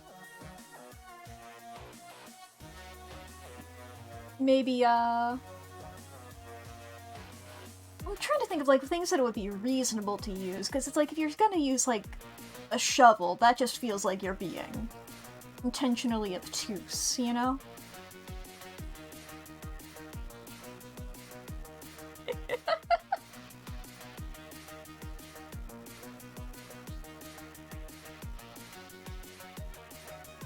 Those are close enough to what hands look like. Those are close enough to what hands look like. I might make this finger a little smaller, or thinner rather. But other than that, that's pretty much it.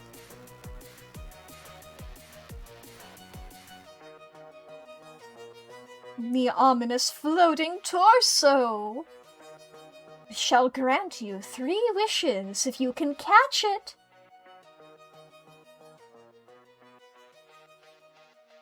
You were gonna say obtuse too? Mind meld.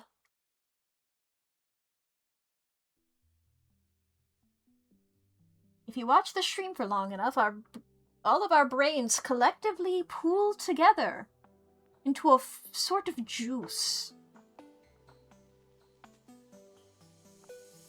You know those, like, big pots of, like, chili? Or stew or stuff that people do? Where it's like everybody can bring their own ingredient. You can also, like, keep it going for, like, forever. I think it's like hunting stew, something like that. It has something to do with, like, hunting in the name of it. Where it's like you just sort of keep it going forever.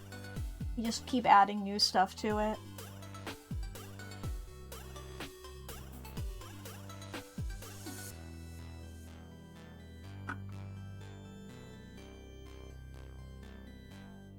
I find that such an interesting concept. Like, that's neat.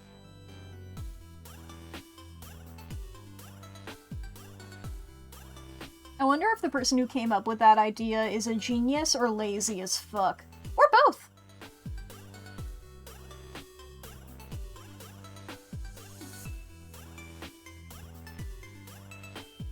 Many beautiful inventions are made on accident. Now, when you guys think of a beautiful and, like, something really cool that was made on accident, is your first thought penicillin or chocolate chip cookies? Because mine is always chocolate chip cookies, but I know from, like, talking to other people, a lot of them go to penicillin, which is probably the cooler answer. However, chocolate chip cookies. Work smarter, not harder. Exactly, exactly.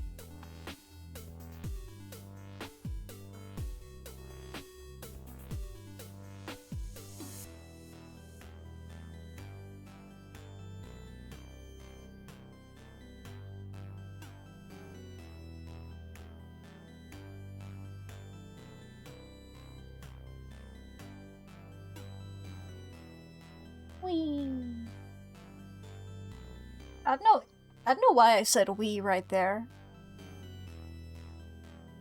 I'm not... Nothing's happening that's "we"-worthy. Nintendo Wii.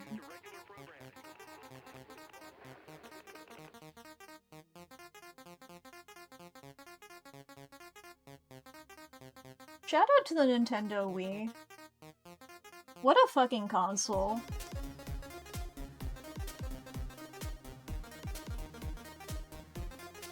I find it funny how many, This is thinking about my favorite Nintendo console,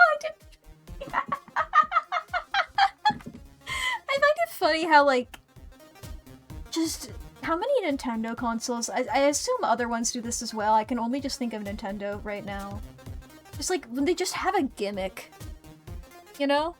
The entire console just has a gimmick. Like Wii with its whole motion controls thing, and like, especially like pointing at the screen. Immediate memories of like, being the second play- Because technically you could play, fucking, what's the name of the Mario game? Galaxy. You could play Galaxy 2-player, but the second person could just collect the star bits. I remember just doing so many star bits. Getting all those. And it's like, you know, the Switch with its removable controllers, of course the fucking DS and 3DS. Peak of console to me. One day I think the world will return. We'll just have the 3DS again. And I think everything will be alright. I think everything will get fixed. Yeah, Mack was just... I know I said that in third person. I was your Starbit collector, yeah. I was just fucking wiggling. I'm not good at Mario games. It's for Artfight to do.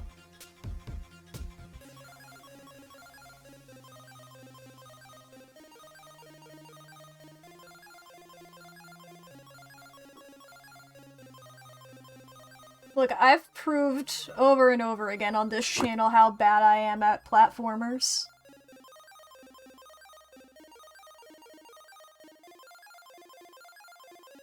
I've been like this for years. The world is full of video games. I'm not good at most of them. But sometimes it's fun to just have a little wiggle.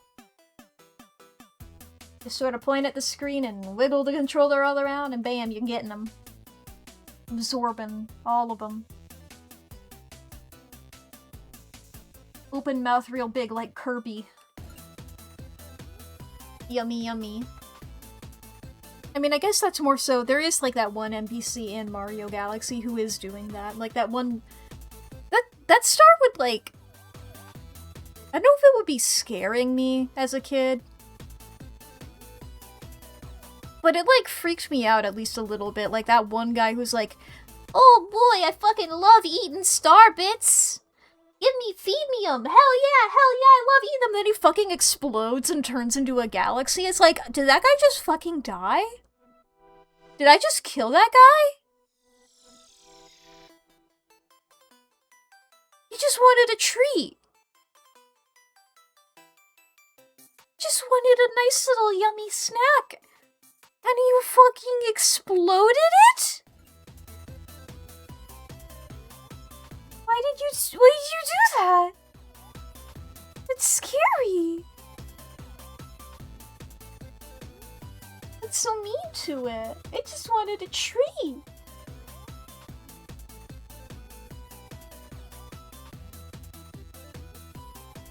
It helps if you select the Refer Other Layers button, and not the Refer Only to Editing Layer button. Look at the difference that made. The pants are now the color, and not the rest of it. That's my hot art tip of the stream. Is use the correct things. Use the tools that were made for the purpose that you're intending to use them for. And the world will be yours. And you will be reincarnated into a beautiful lotus flower.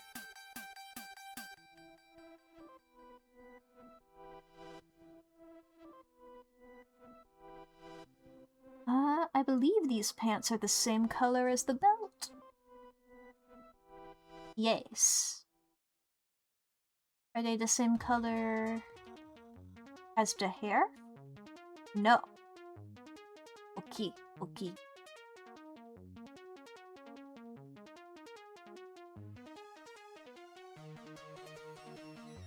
Whip. Whip. Whip. Whip. That's the coloring noise. You go whip, whip. The noise of the paint hitting the canvas, Jackson Pollock style.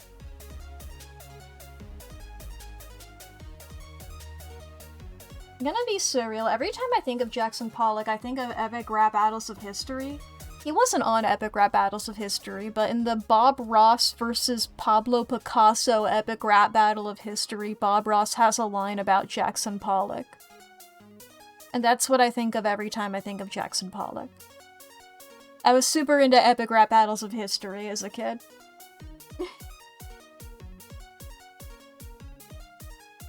Sometimes I get some of them still stuck in my head. Not all of them have aged well. In fact, some of them were bad from the beginning. Cough, cough. A certain Bruce Banner versus Yeah. But you know, I'm on the wrong layer. I feel like we all had an Epigraph Battles of History phase. Lee didn't. Sometimes I'll reference something and Lee's just like, what are you fucking talking about? And I'm like, it's like in the Epigraph Battle of History. It's the Epigraph Battle of History. I'll just be there like, no, but fucking Bill Gates versus Steve Jobs is one of the best fucking ones ever. It's so fucking cool. HAL 9000 comes in, and it's like fucking epic. And he's like, okay. Good for you.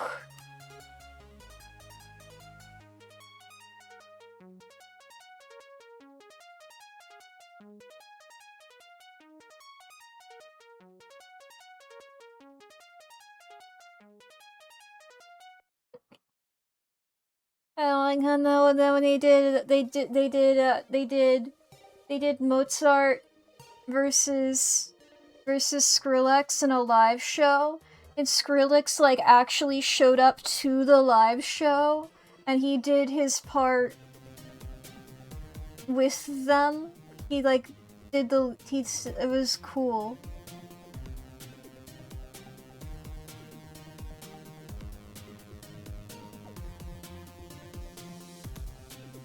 I like how much brown this guy has.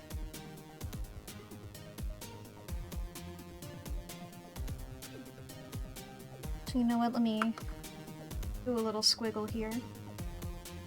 My little squiggle. Erase that. There we go. Love a cozy brown palette. Yeah!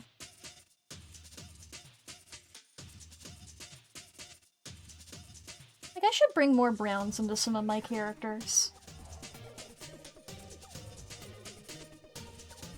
I don't have a lot of characters associated with the color brown. Whenever I make a character, my number one thing is, okay, what color? What color is this character going to get assigned? And that's forever their thing.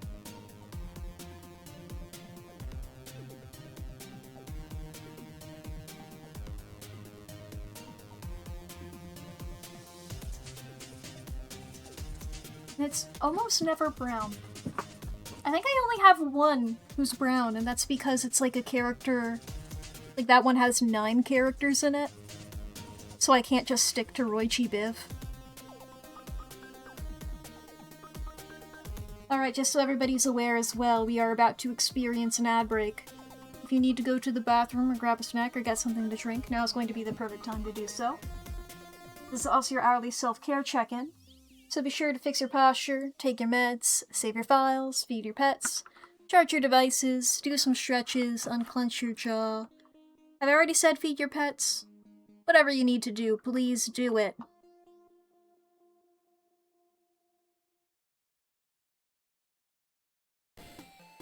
Guilt.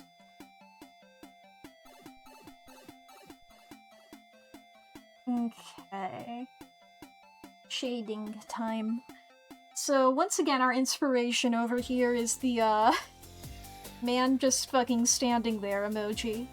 That's the official NERM? I combined the word term and name into NERM. So this is Nermal from Garfield. I know I started off comparing him to John, whose last name I won't even attempt to pronounce again. But, yeah. You're actually Nermal. Nermal was my favorite as a kid. I don't know if that opinion has changed now that I'm very mature and old. Nermal. I'm the oldest there ever was now. Ignore every other time I've made reference to my age this stream. No, I'm old now. Is I actually... I get older every second. This is true. Nobody can dispute this. I wanted to go for like a warm shading thing here. Because I'm trying to figure out if this guy actually has warm shading or if his skin tone is just yellow. You know, but you see here, this shadow here is like orange.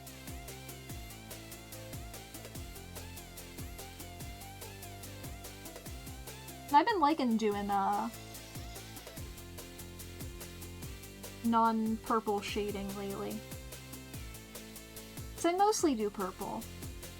It's fun branching out and trying to use other colors.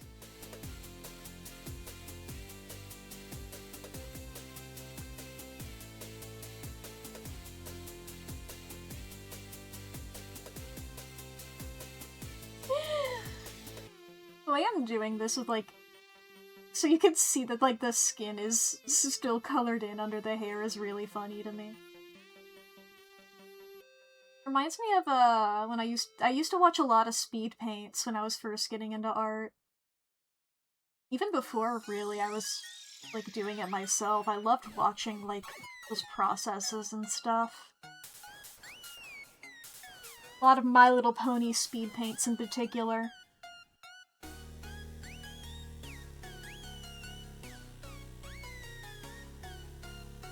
And like, holy shit, they're making those ponies. Well, I guess that's something I can talk about, the My Little Pony news. The Gen... is it 6? Or 5? No, because it was Gen 4 for Friendship is Magic, then they had Gen 5, that flopped. So it should be Gen 6? The Gen 6 announcement? Was it an announcement or was it a leak? I know that there were leaks, I think there was an official announcement. I don't know. Long story short, like many people, I'm like, what the fuck are they on about? Like, I don't know, I'm annoyed by them continuously reusing the same characters. When it's like Gens 1, 2, 3, and 4. I guess, maybe not Gen 2, because Gen 2 didn't... Gen 2 was just a toy line, I believe. But like, Gens 1, 3, and 4, you know, had like different character lineups for their shows compared to each other. And it's like some of those characters had overlap, you know? Like, those characters would still exist in each, but, you know, they would be incredibly different. I mean, the obvious one, like Rainbow Dash in Generation 3 being like a fashionista versus in Generation 4 being, you know, 20% cooler. Using the same characters, just let them grow old and happy and die. Don't have any opinions, so take that with any weight, yeah? They should go off to the pastures! I mean, to be fair, Gen 4, My Little Pony Friendship is Magic, the one that when I say My Little Pony you think of, they do genuinely just grow old in the final episode. There's like a flash forward to all of them old. And it's like Pinkie Pie had kids with Weird Al Yankovic. And that's pretty awesome. My Little Pony, thank you for canonizing that Pinkie Pie has fucked Weird Al Yankovic. That's wonderful to know. But anyway. Where was I?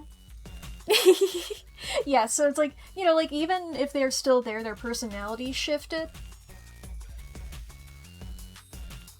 Because it's like, Pinkie Pie, while Pinkie Pie is a previous character in the previous ones, the specific version of her in My Little Pony Friendship is Magic is based on the character Surprise, who was the original intent for the character, but Lauren Faust, the, like, showrunner of... I don't know if showrunner's the right term, like, the person who, like, brought My Little Pony Friendship is Magic to, like, being a thing, wasn't able to acquire Surprise. They didn't want to let her have access to Surprise. So she went with Pinkie Pie.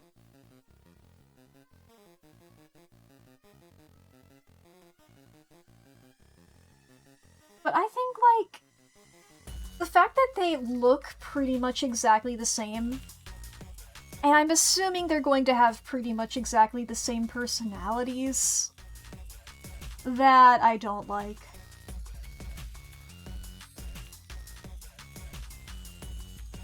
And I know that that was part of the reason that Generation 5 didn't do so well, is because they were, like, pretty much new ponies. I didn't like, personally, that Generation 5 took place in the future of Generation 4. I also didn't like the art style of it, the 3D-ness. It threw me off.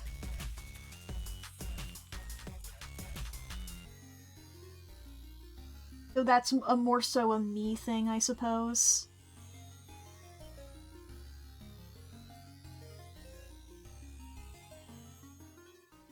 What does this look like as an overlay layer instead? Nope, that's a screen. That's a screen.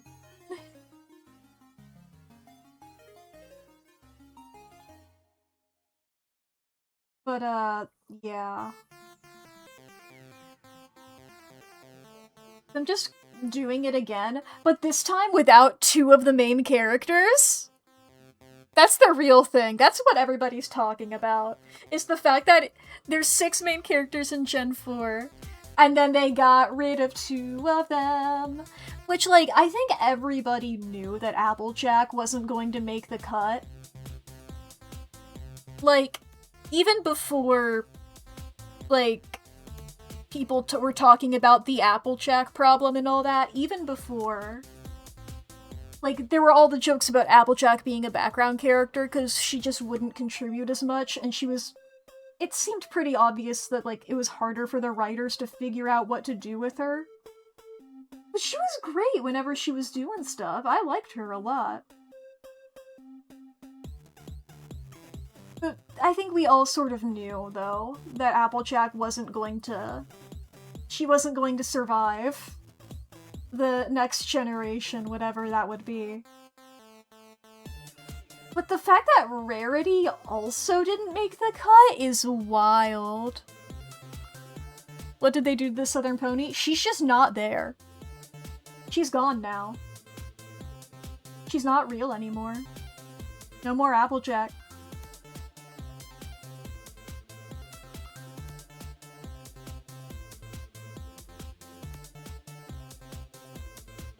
But also Rarity isn't there. And it's like, what the hell? People liked Rarity. I mean, people liked Applejack as well, but people really liked Rarity. I don't know why she's gone.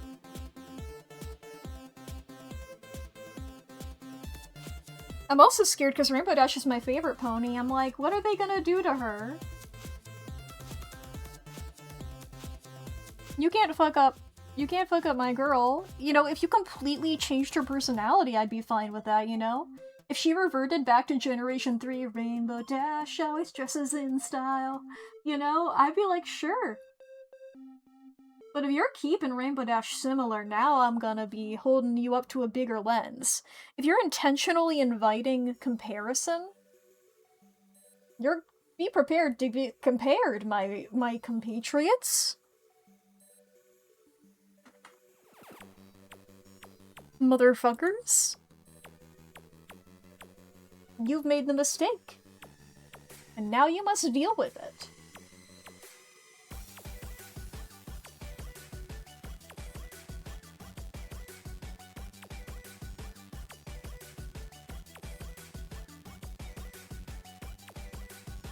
Like, I feel like that's a pretty basic thing of when you're making something new, especially something like as a sort of reboot, is like, you want people to compare it less. You know? You don't want people to be drawing constant comparisons because there's no way, even if you're making something objectively better, people don't have the nostalgia blinders on when they're looking at your thing. So it's automatically not going to be as good no matter what you do. So I think the correct direction from there, at least in my humble opinion, is to then pivot and do something completely different. That way it's like more, you know, it's less obvious, the comparisons. not worrying about it as much.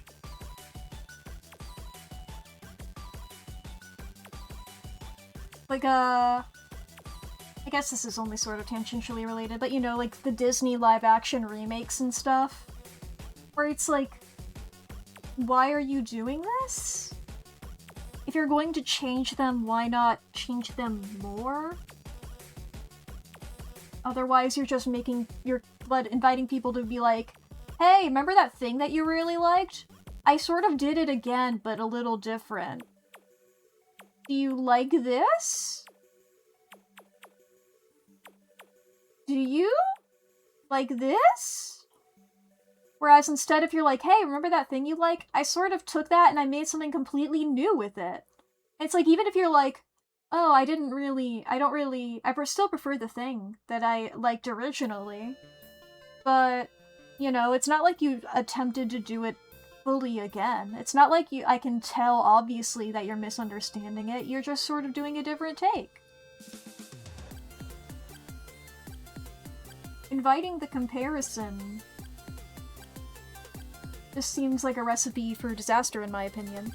It's like Uncanny Valley in another direction. Yeah, it's so close but not close enough it feels wrong. Exactly.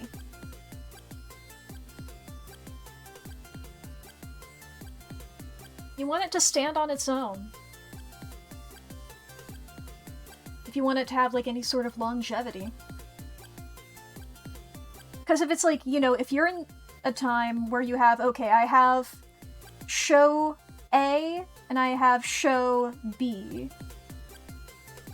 And show A does all of this stuff, and show B does exactly the same stuff, but they changed it a bit. Well, I'm probably gonna still watch show A, especially if I have more nostalgia for show A. Right? Whereas, it's like, if they, like, only changed it a little bit, like, well, I'm gonna just keep watching show A, and I'm not gonna feel the need to watch show B because they didn't change it too much. Maybe I watch it once when it first comes out, but I'm not gonna, like, keep returning to it because I just rewatch show A. I don't need to double go and watch pretty much the same thing again. Whereas, if they change it a lot more, it's like, hey, well, I just rewatched show A, but show B isn't anything like that. So I can still watch that, and it's not like I'm watching the exact same thing back to back. And I know that that's not maybe necessarily what they're thinking of, especially, like, in the moment. But the longevity of it, I think that really impacts, like, it being so different. And it's a good thing to bear in mind, especially when you're, you know, a massive media corporation. Like, you know, fucking Hasbro.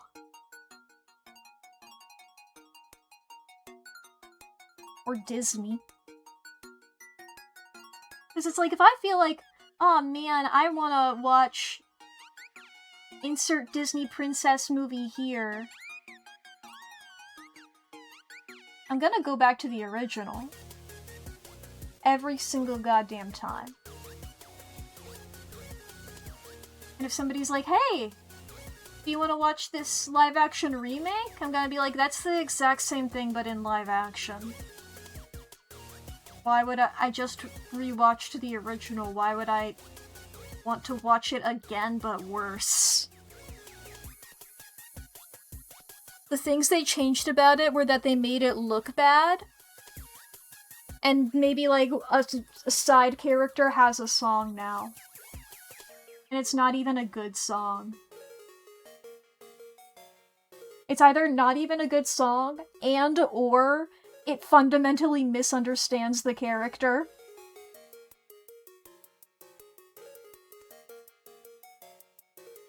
It's not like they changed the character for the remake. No, they're the same.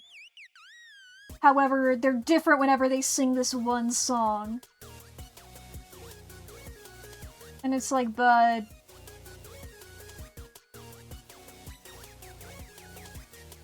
we're not doing that.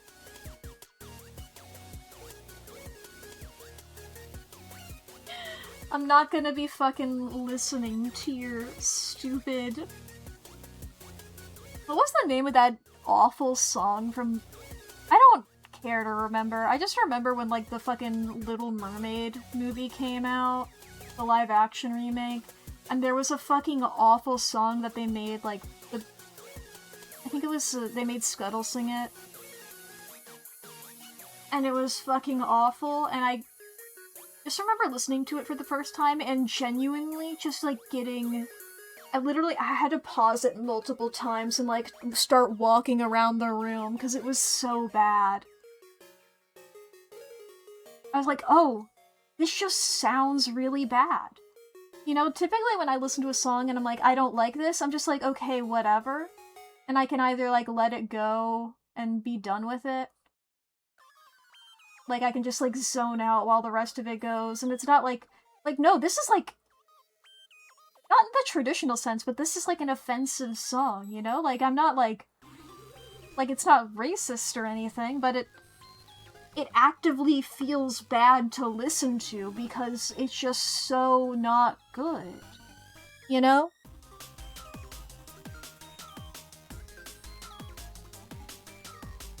And this was, like, your honest attempt at doing it? Lin-Manuel Miranda? What the fuck, dude?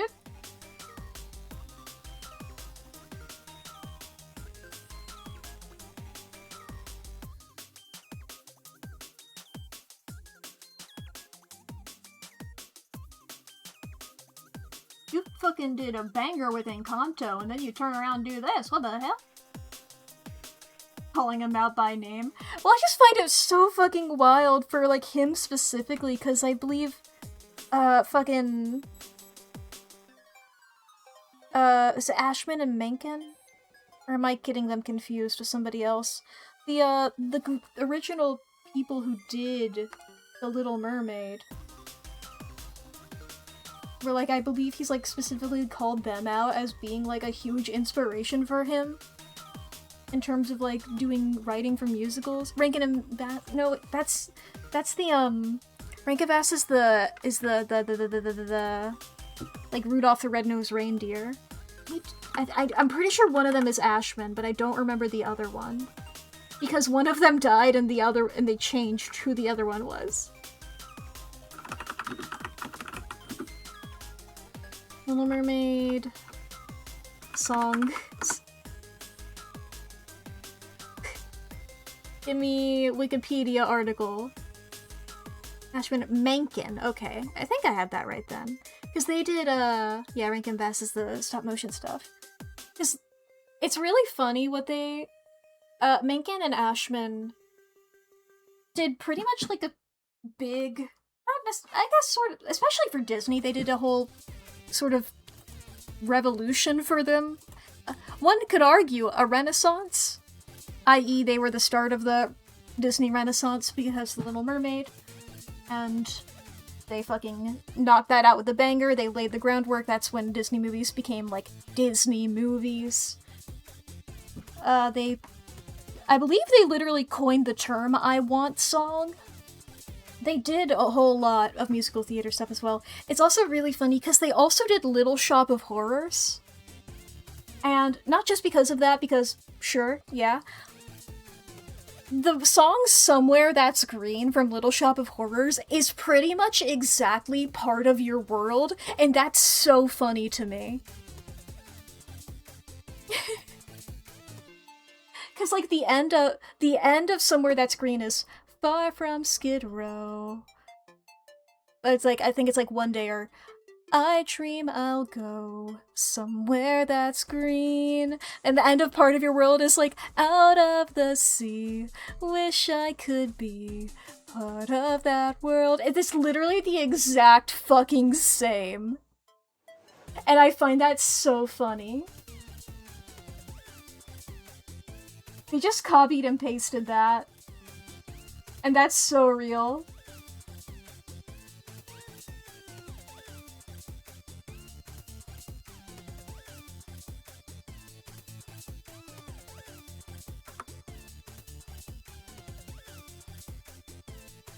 But yeah, they, like, fully did... They, like, made Disney movies exactly those. They did a lot of the music, especially around that area of the Renaissance and stuff. They, obviously Little Mermaid, as I mentioned, I believe Hercules, Aladdin, very obviously. That was like, the one that they wanted to do, you know? That was what they fucking... That was his fucking baby. That was, Ashman's fucking... I believe it was Ashman.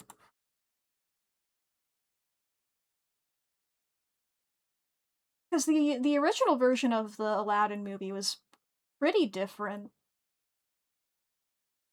They had to change a lot of it.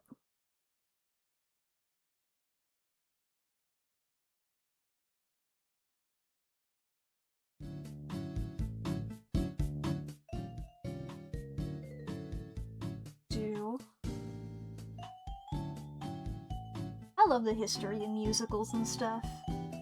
I love musicals and stuff.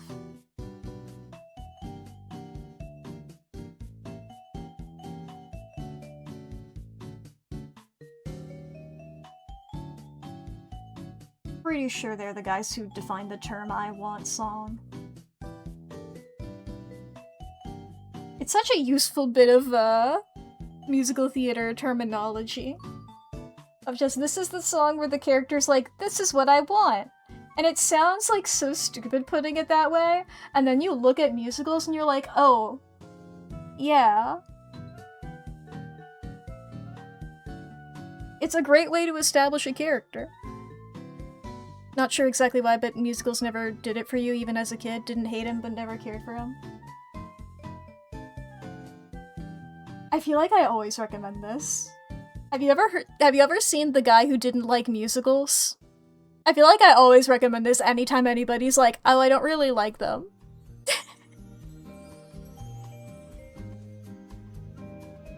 Until you watch all the videos of Sideways on YouTube. Ooh, I love Sideways!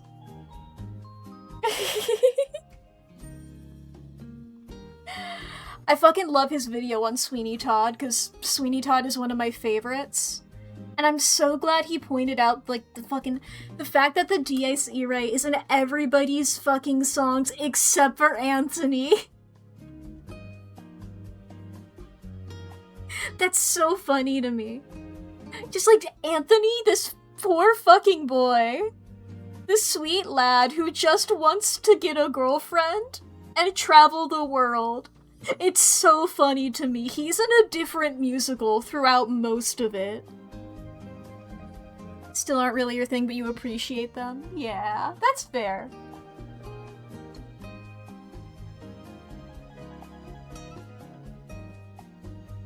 Different strokes for different folks and all that.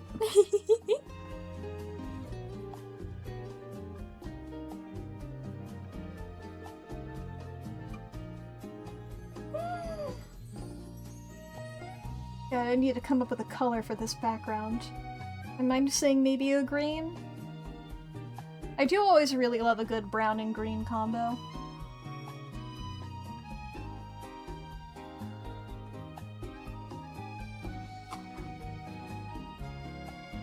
I love Sweeney Todd. Now I'm thinking about Sweeney Todd.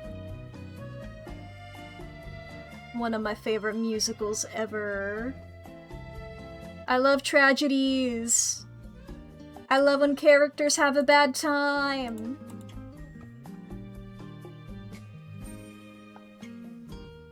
I love when it all could have been prevented. I love how Mrs. Lovett is just a fucking freak. Why did she do all of that? People don't fucking appreciate Mrs. Lovett enough. When people talk about Sweeney Todd, they're like, oh yeah, he kills people, he's so what? Mrs. Lovett orchestrated, like, most of that. Sweeney's plan was show up, kill one, potentially two guys out of revenge. Maybe. Mostly, boy oh boy, I really hope I can see my wife again. And Mrs. Lovett is like, no, you can't. She poisoned herself. And Sweeney's like, fuck. Well, I gotta kill the two guys. Mrs. Lovett is like, hell fucking yeah, revenge! You should for sure do that. Here, I have weapons for you. Here, I have a method of body disposal for you. Here, you should kill more people, dude. I love Mrs. Lovett. Why the fuck is she like that? Literally, why does she do any of that? Just because she has a crush on this guy? There's something else wrong with her. There has to be. She just gets it, I guess. She's honestly just not quite a yandere, you know? She's sort of like, she's less of a yandere, more so just convincing somebody else to do murder. She's like if I respected Hannibal Lecter, you know? I don't know if I brought that up on stream before. I just have personal beef, no pun intended, with Hannibal Lecter. Specifically the Mads Mikkelsen NBC Hannibal version. I have less beef with the Anthony Hopkins Silence of the Lambs version. That guy seems to know what he's about. I'm just like, okay, yeah, good for you. Whatever, I'm neutral to him. Like, on a personal level. As a character, he's great. Likewise for NBC Hannibal. On a personal level, NBC Hannibal, I hate him. That is my enemy.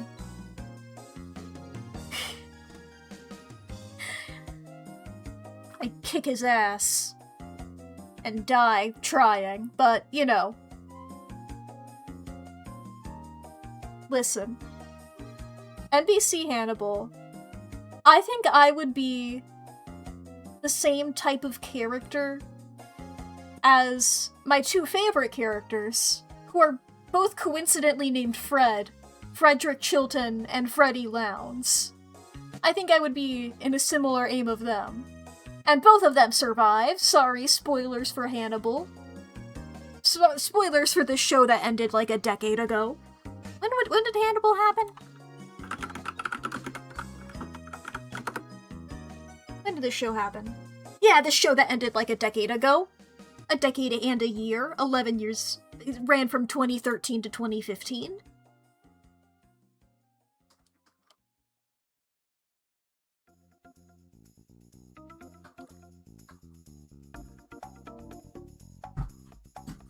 God, what was my... I remember I sent a message to Lee years ago being like, here's how I would survive the Hannibal show. Let me see if I can find this really quick. Right, yeah, I fucking forgot Eddie Izzard was in that. I forgot that she was there. I remember when I fucking watched that. Alright, yeah, I live vlogged all of my original watch to him, so I'm just seeing a lot of that. Okay, how about this keyword instead?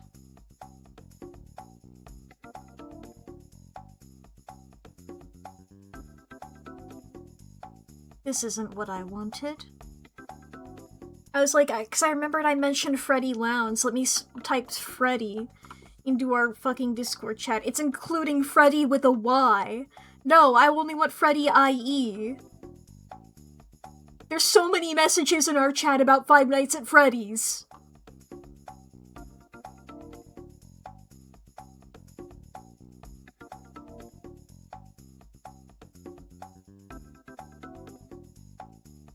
Good fucking god. Pretty fast, bear. It's scary.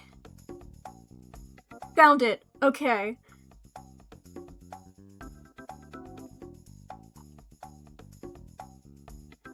I have this huge message I sent to him. Of just, like, I think he, like, questioned me on something on a different thing, and so I just sent this. His response, I'll say this here. Let's see here. Let me skim ahead in case I need to censor any of this for cat dog reasons. I think I just have one sentence that I need to censor. Alright. Okay. I cannot argue that I would kill Hannibal, as he has so much plot armor as the title character. However, 1, I think I could at least do some damage. 2, I do not think he would be able to kill me. First of all, due to his bad vibes, I would simply never trust him. Rip to fucking so many people, but I am built different. Secondly, in this alternate universe where I exist in the show, I think I'd be a character like Freddy and Chilton that just antagonizes them but is funny. Both of these characters live, so my chances of coming out of the series alive is pretty good. So I also have a bit of plot armor. Hannibal has is this just your animals you can kill with your bare hands tier list again? You'd win against a swordfish? This is me! I would survive Hannibal! This is mine. Exactly, Clyde. Hannibal just has this energy where I would be super uncomfortable in a room with him, so I would avoid that at all costs. So I would probably have some backup if I had to fight him. If I know I'm gonna fight him, I'm definitely getting backup. I may have hubris, but I'm not like these dumb characters trying to take him on one-on-one. If you know someone is a serial killer and you want to confront them, you fucking bring backup! Fun fact about me is I carry a knife on me when I leave the house, so I can get some stabs in at least. Hannibal is weirdly ripped, so I probably wouldn't get that many shots at him, but really if the person I'm with is good, then I'd have some more chances. Also, I'm 100% down to be a distraction for someone else to do the damage. Given who Hannibal likes to hang out with, I could probably get a gun from someone too, and I know enough about guns to maybe get a shot in. If anything, he would say a weird philosophy thing and just knock me out to focus on whoever I'm with. At most I'd be taken out for half a season and then show up at the end of an episode in a plot twist. He's more likely to try and offer me therapy and manipulate me after injuring me than outright kill me. And then Lee responded, "Wow, you have thought this out."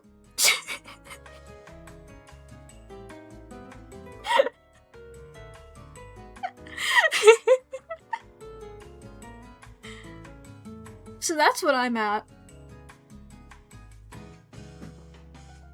That's mine. That's my hot take. I will say, I did forget to mention this to you, Clyde. Because Lee missed that stream. Like, a couple days later, I was like, Lee, I have a tier list that the two of us should do. So we did that in our personal time. And we evaluated things as well. It's just a fun thing to consider.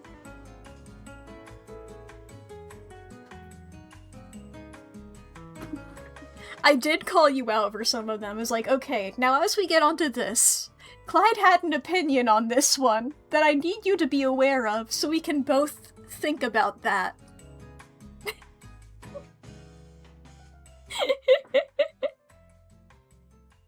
Listen, I'm with you though. I believe you could win against a swordfish if you had the tenacity. Any of the other animals know the swordfish, I'm on your side. Everybody gets one. Everybody gets one that it's like, I could do that though. I could do that though. I forget what it was. I remember I tried to pull that card on Lee and he was like, what are you fucking talking about? Like, I could do that though. But I'm built different. Have we considered that I'm built different? It's a really important factor, is that I'm simply built different.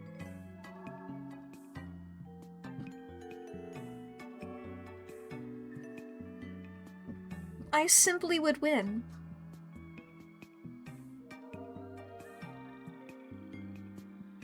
I don't know why people didn't consider this. Why didn't they just try winning? Why didn't they just get good? Were they stupid?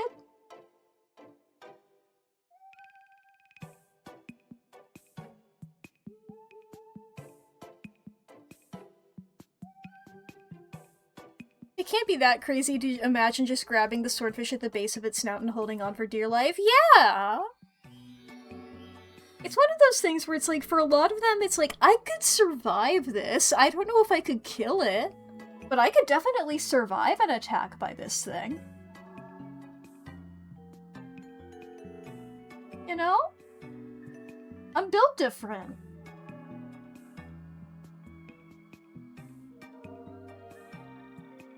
And we can, have you get, a lot of those animals, it's like, okay, have you ever heard of this thing called a fucking, shit. Now I mean, have you ever heard of this thing? Because I apparently haven't. What the fuck is the concept I'm trying to think of? You know those... It was in the Sonic the Hedgehog movie. That's probably not the cultural reference to really grasp on it, but, like when you, it's like a machine, and you sit on it, and it wiggles. That sounds wrong! You're only allowed to, like, have one hand on it, and it fucking throws you all around, and it's a challenge to stay onto it, right? They have them in, like... like, you know those things? It's, like, cowboy-themed. It's like a mechanical bull! Yes!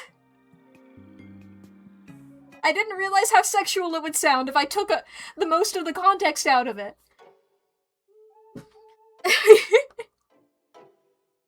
It's like those, you know? I feel like I could do that, Now, I've never been on one of those, so I don't know how actually good I would be at it. But I think I could probably do that. You know?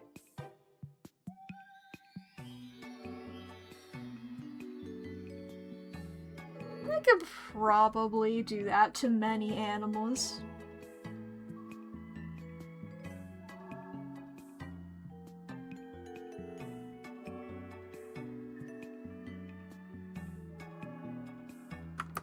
And I really want this one to be good.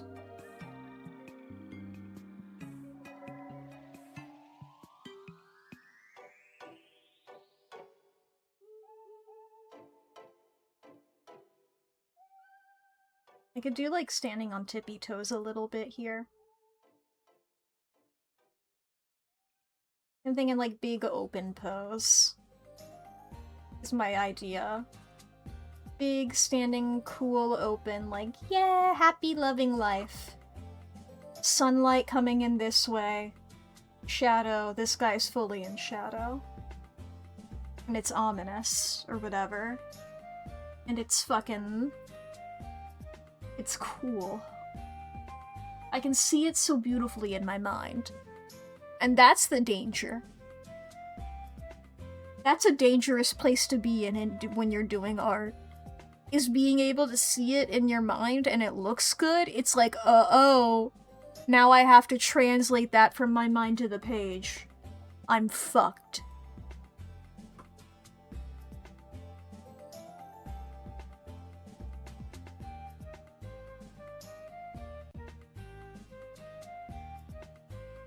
When you don't know what you're doing, it's so easy to accidentally stumble into something good. When you have something good in you, and you gotta get it out, that's where the danger lies. It's possible, but it's harder.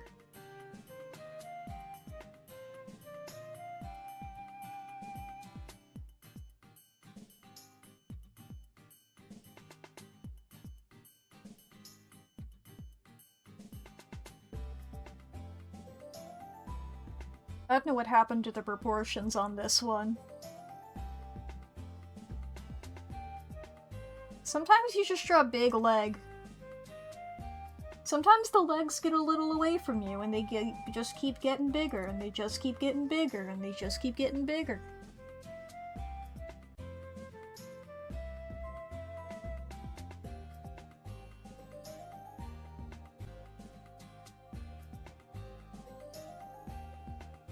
It's a sort of art thing that I really didn't like when I was first getting into it. Of like an art style thing of like just really long legs. I was like, I don't like that. And now I'm just like, that just keeps happening to me. Every time I try. I remember just like watching Oron High School Host Club and being like, why the fuck do they look like that? Because if you look at an Oron character, they're like normal proportions upper limbs, and then the legs just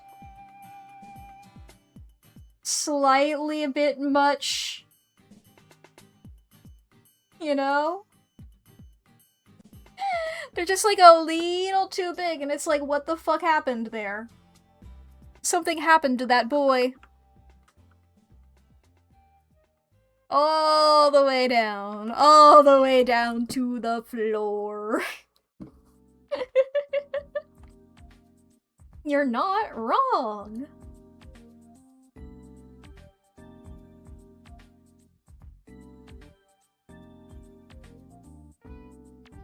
Just I want it to look good so badly.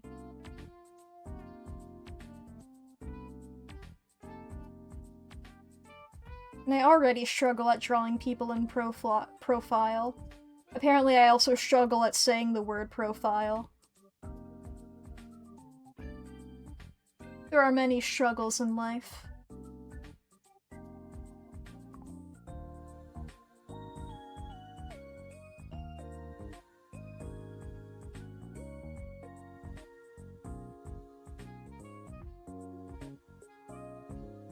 Beep bop boop. It's mostly just to indicate here that the nose is pointing up. They're not, it's not fucking snoot or whatever. Not very snoochular. Because I think it'd be fun... I think it'd be fun if Mink is like looking up and then Lennox is looking down. Parallels and shit. Because these characters, they're like both immortal, but they have different outlooks on it. And one of them's happy and one of them's sad, and I'm dumbing it down. Snoochular's a good one? Hell yeah, that'll be $5. I don't know why that was my response. The thing about streaming is that you just sort of gotta learn how to say things, and once you start saying things, boy oh boy, you can say so many things. You know?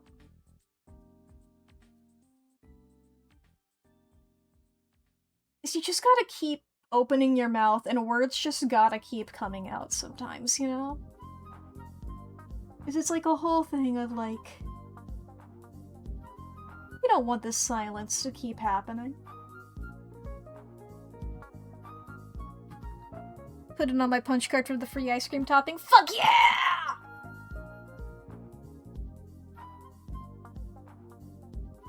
I'm gonna have so many fucking sprinkles.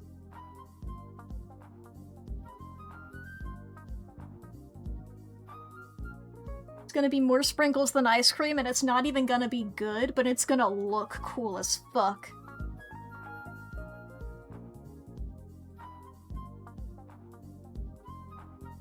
I love the big tail. I know I'm probably making the tail a little bigger than it's supposed to be. But in my mind, I'm just like, this can just be the rest of the canvas, you know? It's, I think, just cool of, like, fill it out a bit, you know? Because I want... As I was putting them over here for this is, like, my idea of, like, the canvas size. Like, all of this big empty space on the left here still.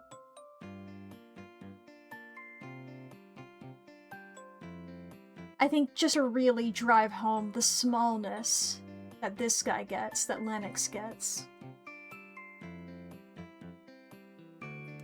Your cup overfloweth with sprinkles, well be it your prospects of ice cream. I don't know why I became rules card there. I think it's because of overfloweth.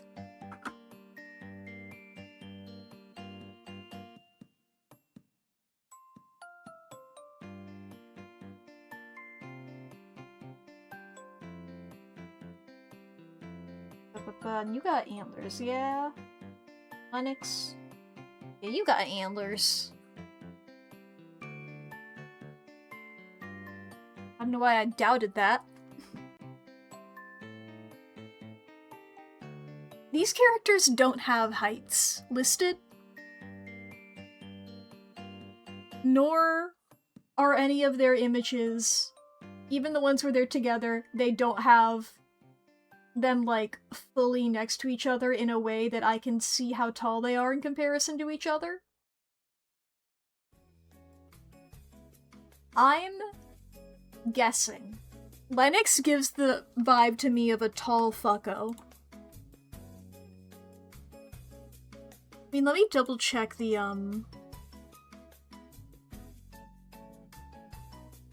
let me see here. Let me double check their pages, make sure there aren't any other images of them that I didn't grab, you know?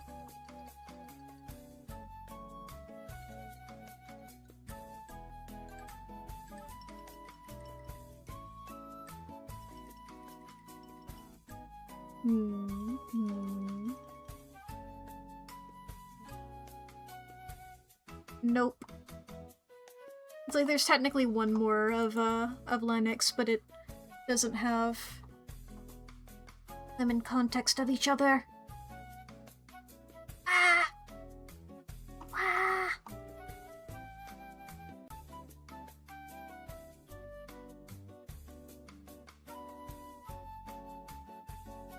It just seems so cool. I like these two a lot. It's like I don't want to ask yet. I don't want to like send a message to the person who did this, because it's like, what if I don't get it done by the time Artfight is over? I know we technically have a day extra this year because of the, I don't think you have like a spiky tail. Yeah, it's a smooth tail. A smale, if you will. Not a snail, a smale. I love portmanteaus.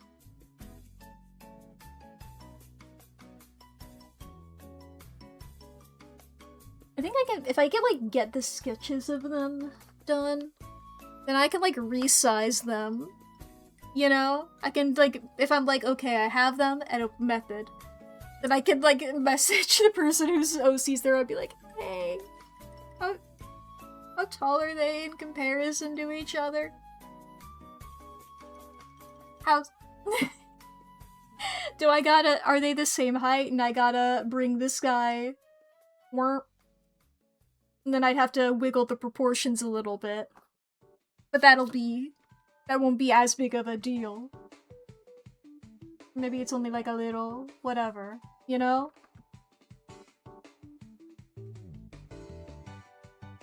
I just get tall vibes.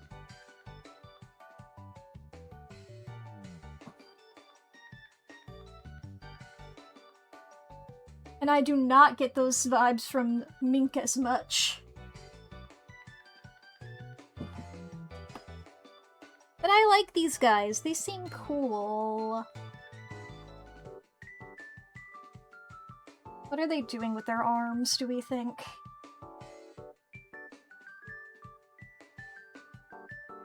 We could have, like, the arms out, but that just seems like setting myself up for failure a little bit with foreshortening. Could also just have the arms down at the side.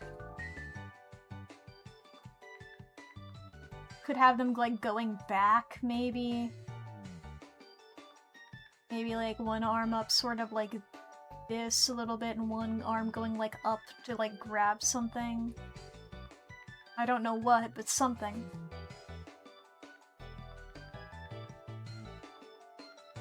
Now, Lennox over here, though, for sure I feel like is doing the fucking Arthur meme.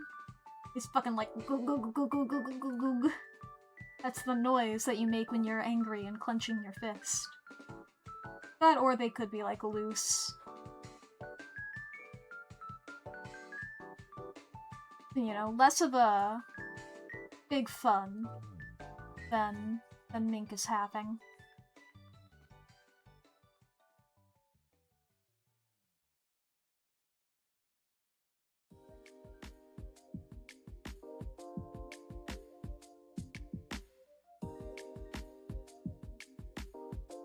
Let's start off getting Mink a bit more here. Let me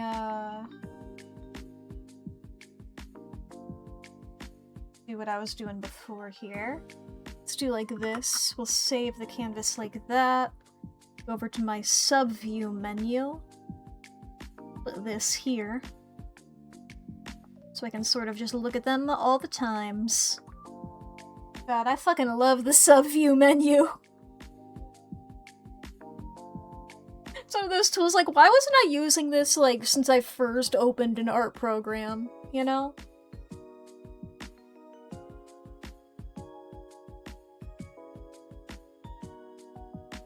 How's that nose goes and... Alright, yeah. Mostly like a little guy at the end. Boop.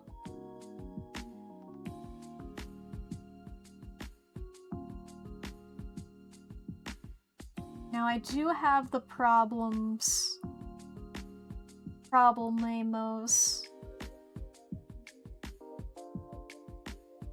Although I'm not great at drawing things in perspective and profile, I'm also not great at drawing things in perspective.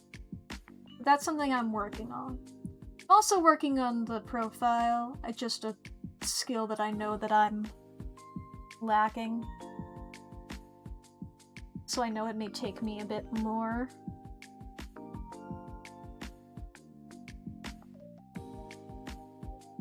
You know, to get to a place that I like.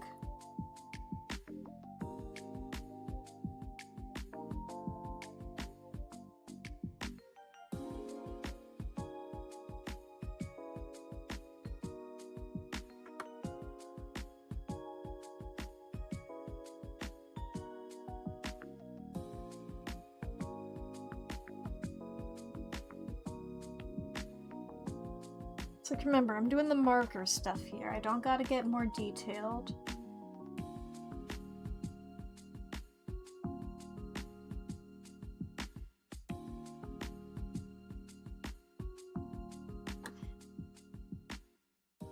I remembered I did this from, I had opened up an old file of mine that I was like, oh, I need to do like a warm-up or something right now. You know what, I have this really old file that has a couple of sketches on it that I never finished. And then I saw that I did this, I'm like, oh my god, why did I stop doing that? That's really good.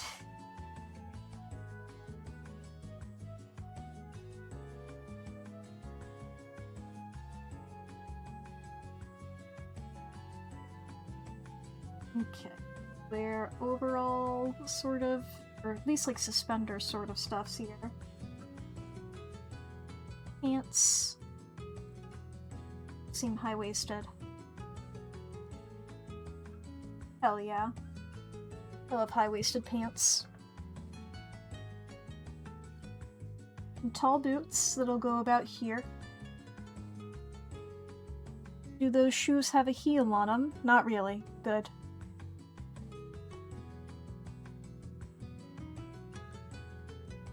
I don't have to factor that in.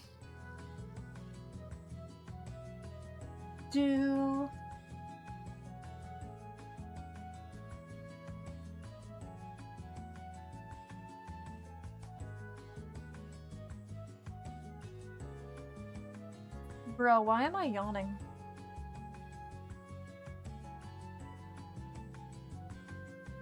I was about to be like, and I went to bed at a reasonable time last night. I just remembered that, like, I already brought it up on stream that I stayed up later than I anticipated because I found a good short story that I was reading. Right, yeah.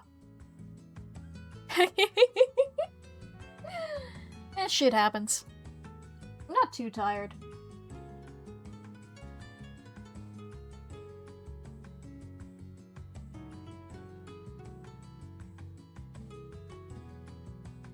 Like, I don't even feel tired, my body is just yawning.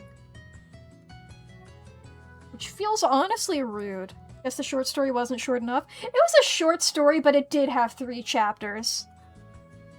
Somebody was like, oh, this is a good short story, and I was like, I click on it. Chapter 1 of 3. I'm like, Well, I mean, it's not a novel. I guess you're technically not wrong, but It was really good, so I don't care.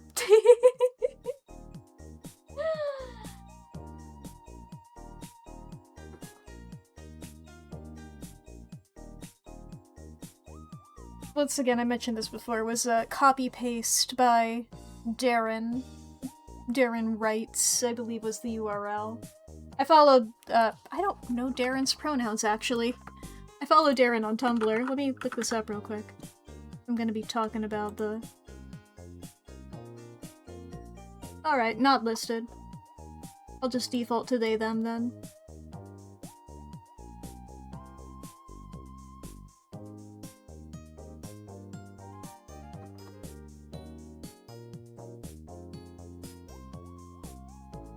But I liked it. It was about, like, clones and stuff. And it goes into a lot of, like... I don't want to spoil it, I suppose. But it goes into a lot of stuff that, like, I think about every time people talk about clones.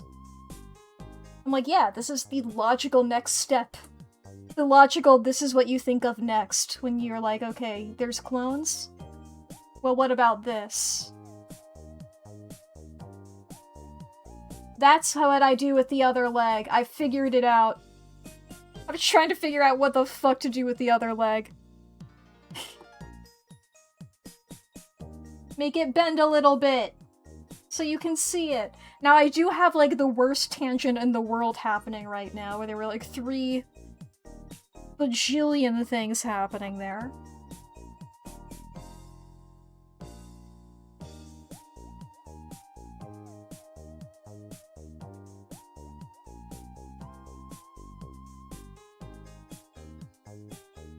Excellent.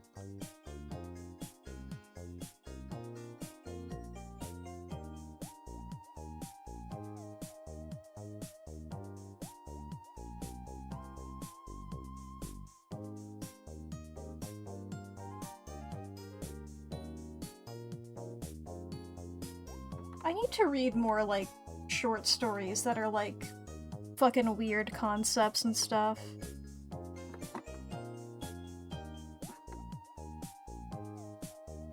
People always talk about them, and I always love them, but I haven't read any in a long while.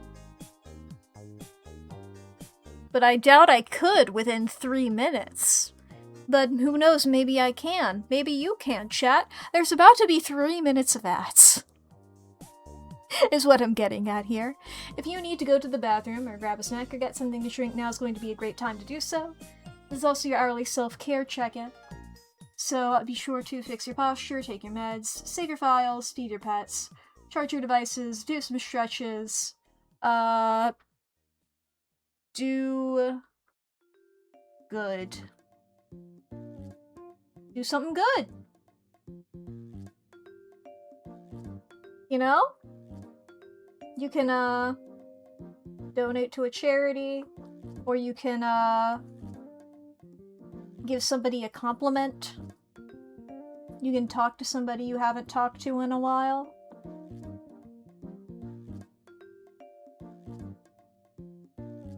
Plant a flower that's good. You watering yourself? Hell yeah. Water is important.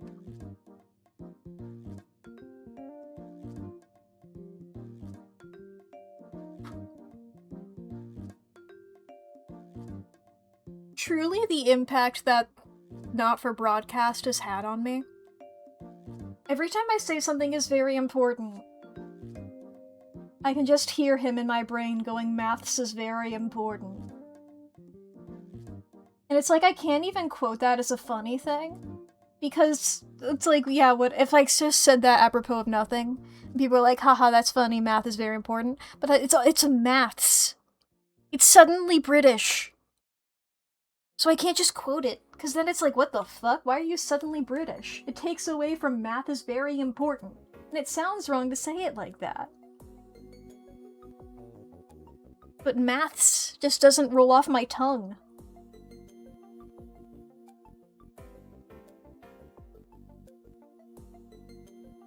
It's not a casual word for me to say. Prefer math being singular? Yeah.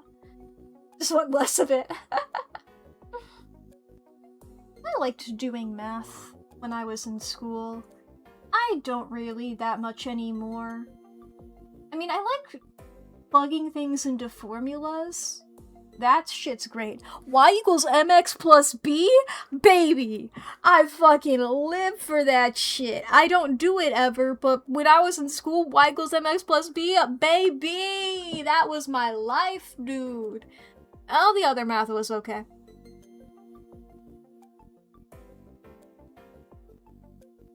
I don't like memorizing formulas or whatever, but if I have to, it's like, okay, I take this formula, I put this into that, and now it's this. Bam. Done. Sometimes you, like, just need something that has an answer. You know? Where it's like, this has an objective yes or no answer. Bam.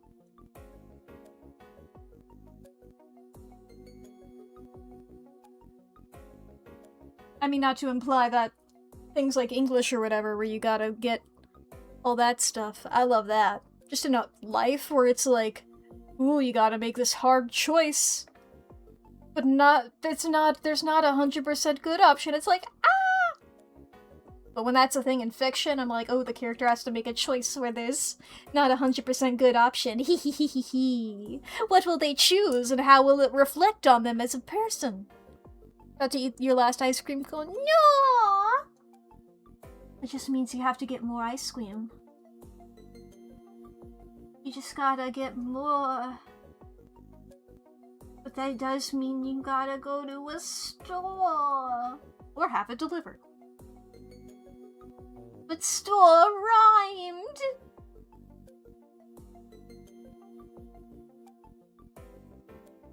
About time to go grocery again anyways? Hell yeah. Gross the Uries. Sure, that's a sentence I've said now.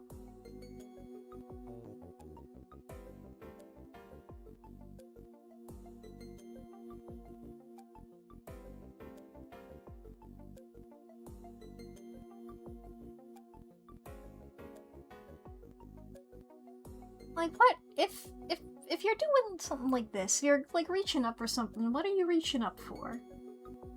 You know? An apple on a tree. But then I have to draw a tree. So maybe not. Whenever you go, you spend like $200 to be set for like 2 weeks. Feels so lame to put someone through all that and having to trust they're gonna get it alright, yeah. Never gotten groceries delivered, you don't know if you could yet. I mean, I've only, like, ever done that kind of thing for, like, if I need one item fast. I remember one time, this was, like, months ago, me and Lee were just we had tikka masala, and we needed garlic naan. And we were fucked otherwise. You know? We still reference I won't dox our DoorDash driver at that time, but we still reference that guy by name. We'll be like, man, if only that guy were here. He could solve it for us. If only I need a generic name.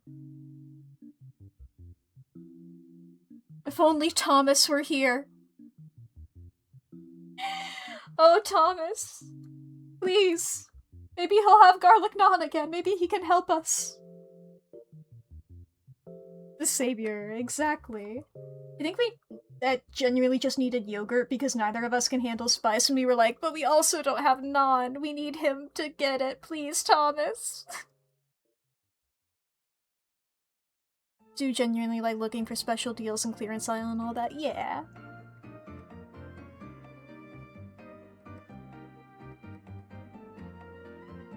And I remember the other day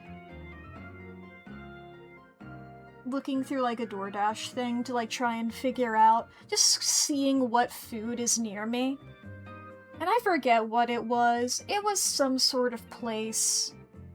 I think it was like a seafood restaurant, maybe. It was a type of restaurant that was like specifically one of those restaurants that's like specifically one thing, you know? Which is why my brain defaults to seafood, but there's other types, you know? I don't remember what it was, because all that mattered was like you could get like, you know, there were like sides and stuff, and one of the sides was like a bag of Doritos. And I was like, what if I ordered just one bag of Doritos from this goddamn restaurant? Because the idea of that is so funny. One bag of Doritos and nothing else. From a restaurant. What if that happened? Can you imagine everybody else in that situation? The person receiving the order, like, is this genuinely what they want? Is this allowed?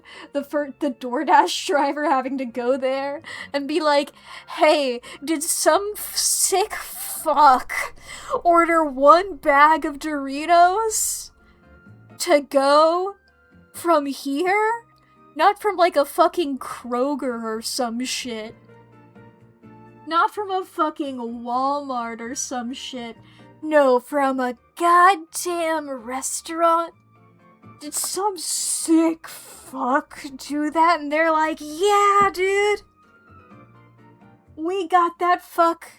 We got them all up in our fucking programs. We're gonna have to do a deep scrub of the system now. They got all of their weird nonsense in here.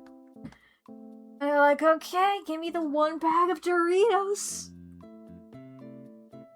And then they, like, go to my house, because I have to give them my address in order to get the food, and now they know where I live. They know where the sick fuck who orders one bag of Doritos from a restaurant lives. And maybe they live in the same area. Maybe they live somewhere nearby. Or even if not that, just maybe somewhere in the city. And every time they go by, every time that I go by my street, whether they turn on it or not, they're like, there's somebody out there who ordered one bag of Doritos and nothing else from a restaurant. Not from any other place, from a restaurant. And they made me deliver it. Some sick bastard. Some fiend of some sort. Some strange Dorito craving being. Some entity composed of Doritos from a seafood restaurant.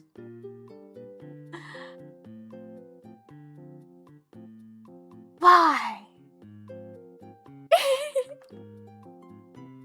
Just talking with a coworker today about how she does DoorDash in addition to the job you guys both do. Just sounds stressful from what she was saying. Yeah. I try not to do it that much. Once again, it was like, okay, I needed fucking yogurt fast for that one time. Garlic non-bonus. I tend to only do it if it's like, you know, I can't really do anything else. Mostly just because I feel bad for everybody else involved. Though granted, I feel that anytime I interact with anybody in the service industries. If I'm like talking to like a cashier every time, I'm like, I'm so fucking sorry I'm here. I'm so sorry I have to talk to you. I would like a cheeseburger with nothing on it. A plain cheeseburger, please. You know what? Yeah, I'll take pickles on it. That's it. I don't need anything else on a cheeseburger because I'm a sick fuck. Here's $20. Never want to burden someone working service. I'm so sorry I have to make you do your job. It's like, seriously, I don't want to. Yeah. Like, hi. I know you're paid to do this. It's not enough. I know this is literally your job, but Could I please purchase this t-shirt from your t-shirt store? I'm so sorry. I'll sign up for whatever you want me to sign up for. I won't actually. I don't want to. I don't want to give you my email. I'm sorry. I know that you're probably behind the scenes being like graded or something. Or they're like, oh, you get a bonus if you get 20 people to give you their email. I'm sorry, I'm not gonna give you my email. I get too many emails already.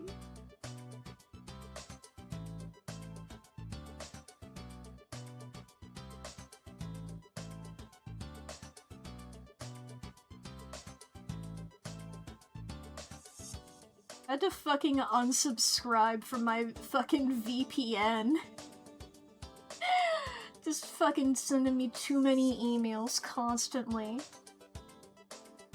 Like, you're a fucking VPN, what the hell?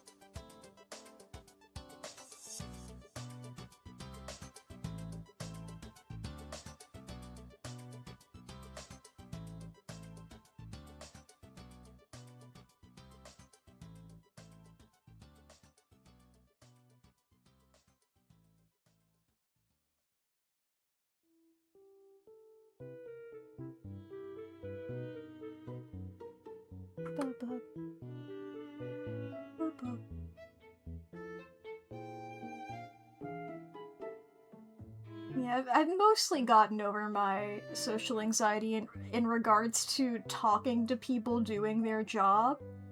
I still get it to some extent, but I've mostly overcome it, I think, now. However, it is still one of my, like, worst ones, I feel like, a little bit. Because I'm like, they have more power than I do. I've talked about this before.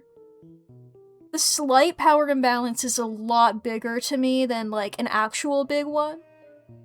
Because if it's like, okay, I go to a company, there's the secretary at the front desk, I'm incredibly intimidated talking to that person. However, if the CEO walks in, I'm like, okay, whatever. I can talk to that guy however I want.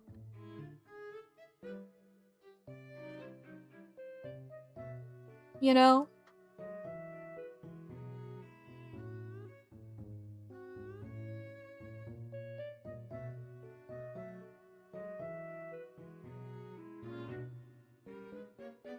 It's just the slight imbalance that fucking gets me. True, lol. Yeah, it's like the waiter at the restaurant. Uh-oh, that's scary. There's that saying, you should treat the janitor with the same respect as the CEO. And dude, you treat the janitor way better. Exactly! If the CEO was cleaning the whole goddamn building, then fuck yeah, I would. What's the CEO fucking doing? Sitting in a room?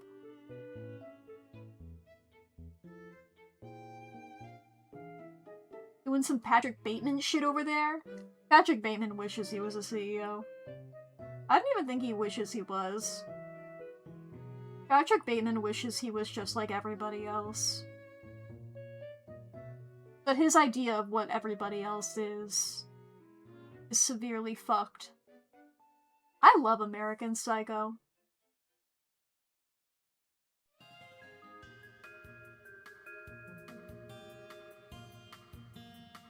But I always am scared when other people say they like it. Now granted, most of the people who I talk to, I don't have to get scared. Like the circles that I'm in, like online or whatever. If I'm in real life and I've like just met somebody and they're like, I really like American Psycho, I'm like, For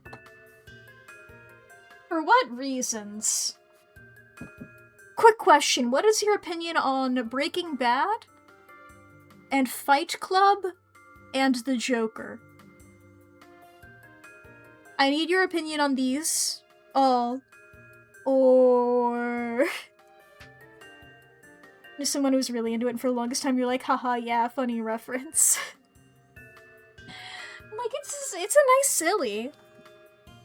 Patrick Bateman is a silly, goofy guy. I think she genuinely found him attractive. That's fucked up to me. That's fucked up to me. I know that that's Christian Bale, but that's fucked up to me. There are some, like, celebrities that I'm just like, oh? Huh? Which is like, to me, Christian Bale as a baseline is neutral. He's like, okay, whatever. As Patrick Bateman? Huh? It's one thing to be he looks attractive, but yeah, no, it was more than that. I can't judge too hard, though. I can't judge too hard, though, on specifically that kind of thing. Because there are some horror movie characters that I'm like, you know? There are some of them. I can't... When... I've been on Tumblr for most of my life, so what to normal people is an intense hear me out, to me is Tuesday. So, I don't know where the standards are in what I can say that will allow people to still respect me. I made the mistake of calling Pyramid Head conventionally attractive once. In front of like some normies. And I'm fucked. He is, though. And by the normies, I do mean Twitch chatter serrated orphan. I don't know if he's here right now, he's probably... But just... Pyramid Head is conventionally attractive, in my humble opinion.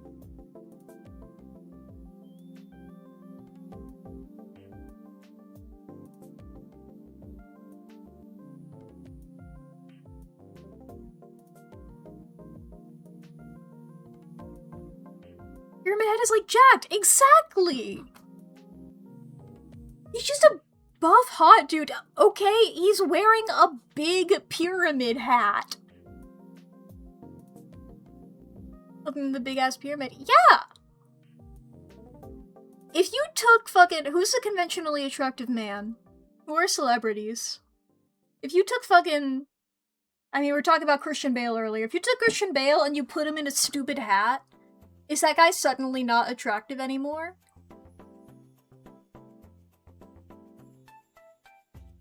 I don't get people sometimes.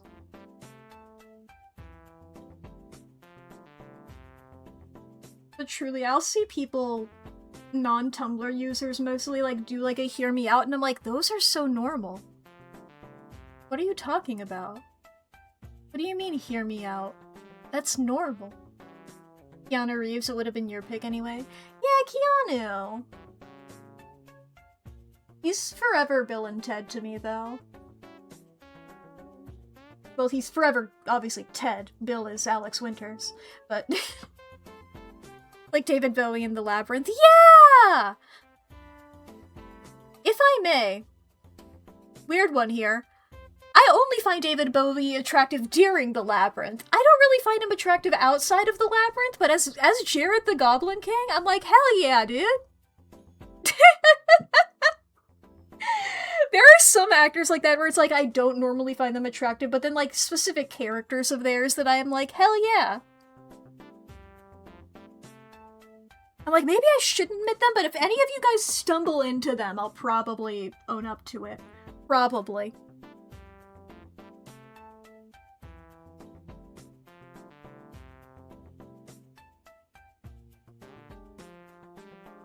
Escape the labyrinth and all you got was this baby.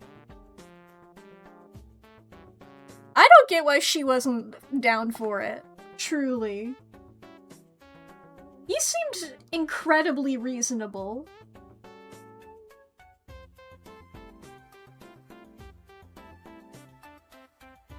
Maybe I'd be falling into a trap.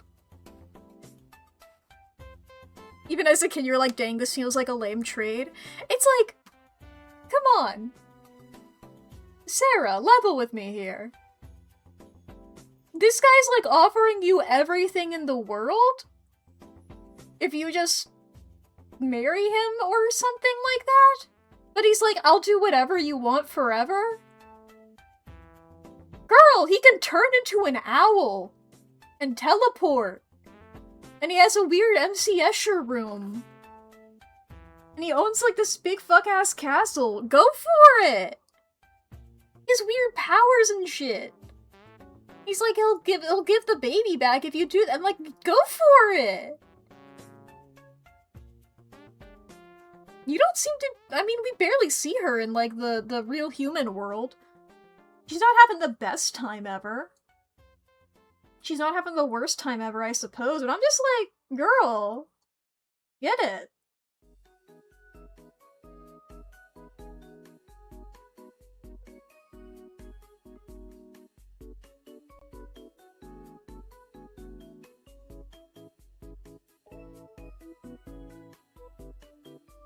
Have a fun time.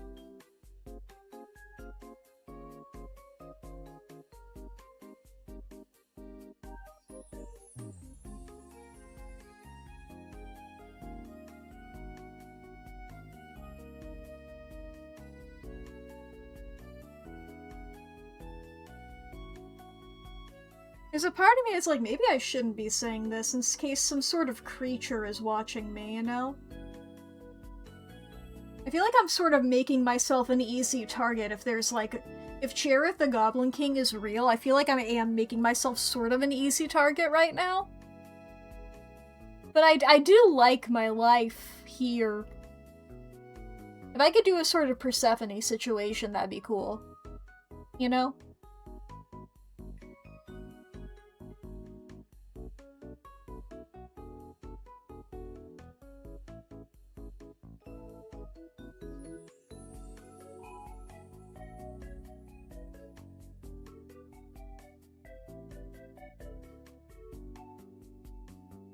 There's the possibility if I remove this head for a second, I'm sorry, Mink. What if I did it like this? The head is sort of tilted out a little bit.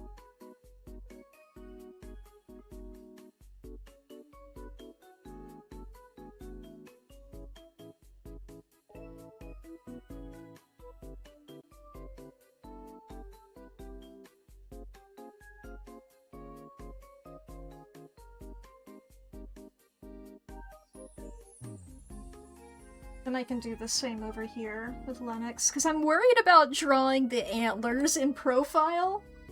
That just seems... difficult.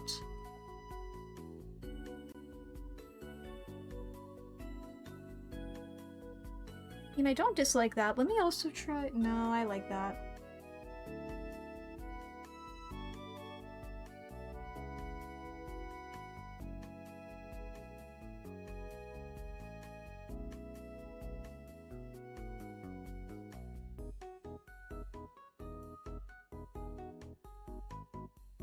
Do.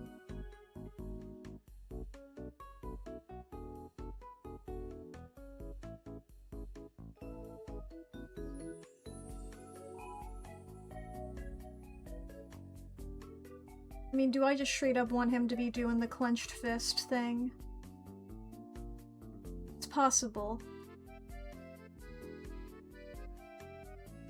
Maybe not, though. Like it. Just also the idea of having him like having his hand like this or something. Like a little apprehensive, like he's turning around and he's like, hey, I thought you were coming with me, you know? Are you not?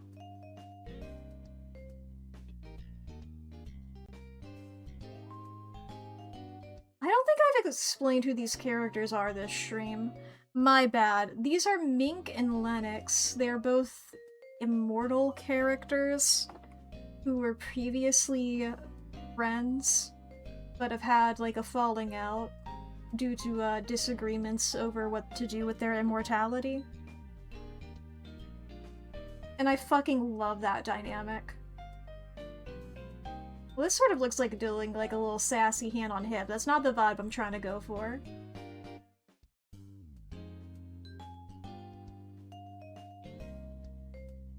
It truly just feels like it was made to appeal to me specifically, and that's fucking cool.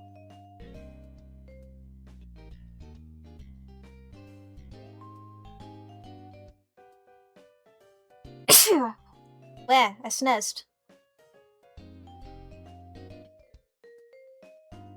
I'm allergic to cool dynamics.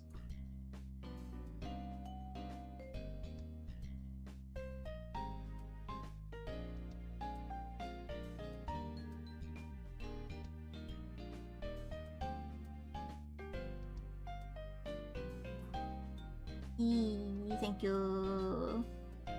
I've been blessed.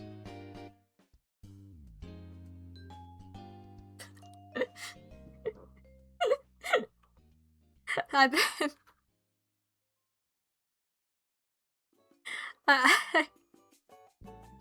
God, this is a bad joke. This is a bad joke. I've been blissed, but as we discussed earlier this stream, I've not been brist.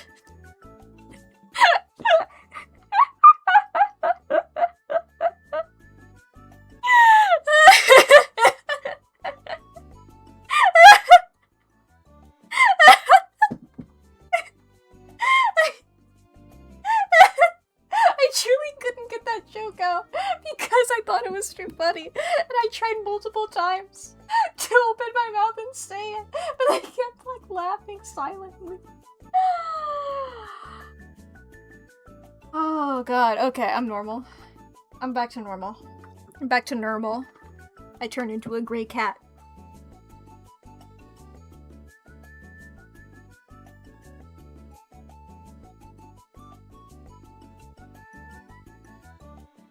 I feel like I'm really struggling with this arm. It just keeps looking like he's doing like a little sassy hand on hip, which is not the vibe. Though granted, it might only look like that because of like the minimal sketching sort of thing right now.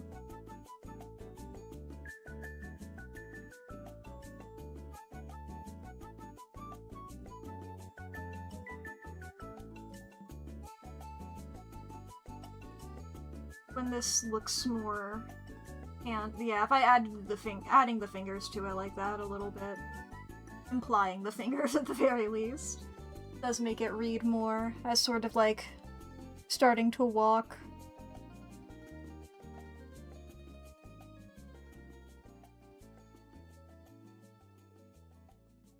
That go up a bit.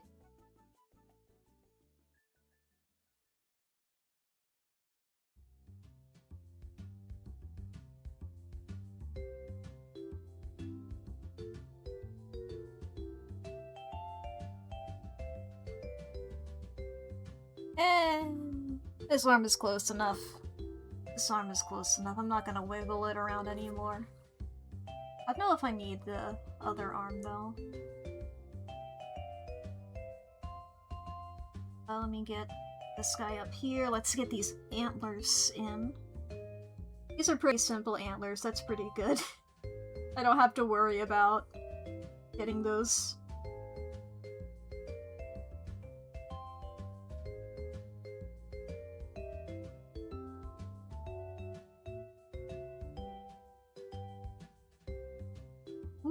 Wrong layer. Mink is on her own layer. Excellent.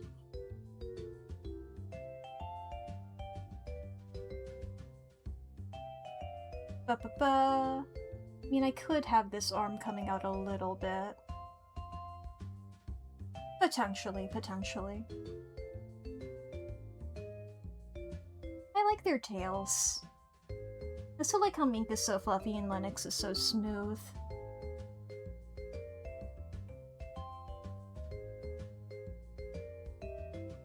I love the fun swoosh of that hair.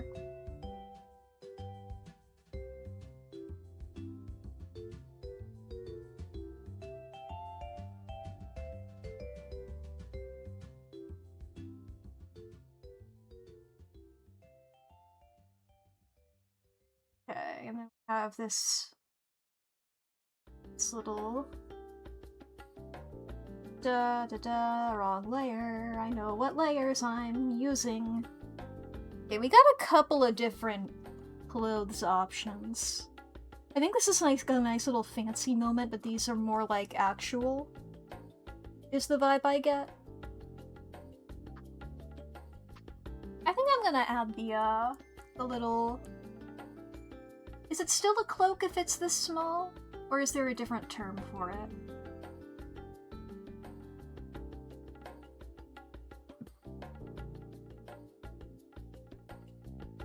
I think it's still a cloak, technically.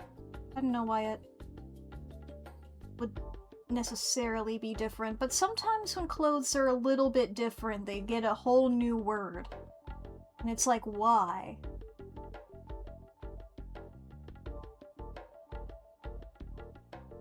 You need a whole new word?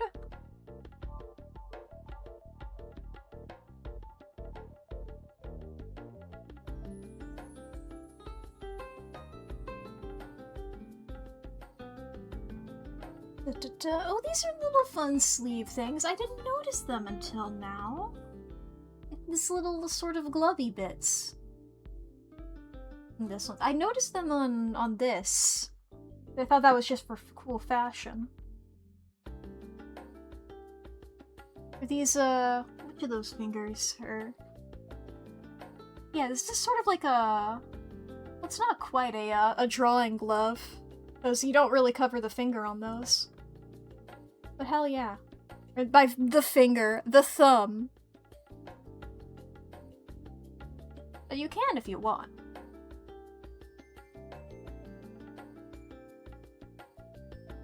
Is like the opposite of that is like the archery glove.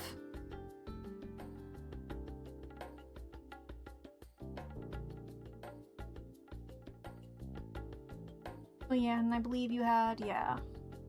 I was like, I believe you had boots going up to about the same place. Hell yeah.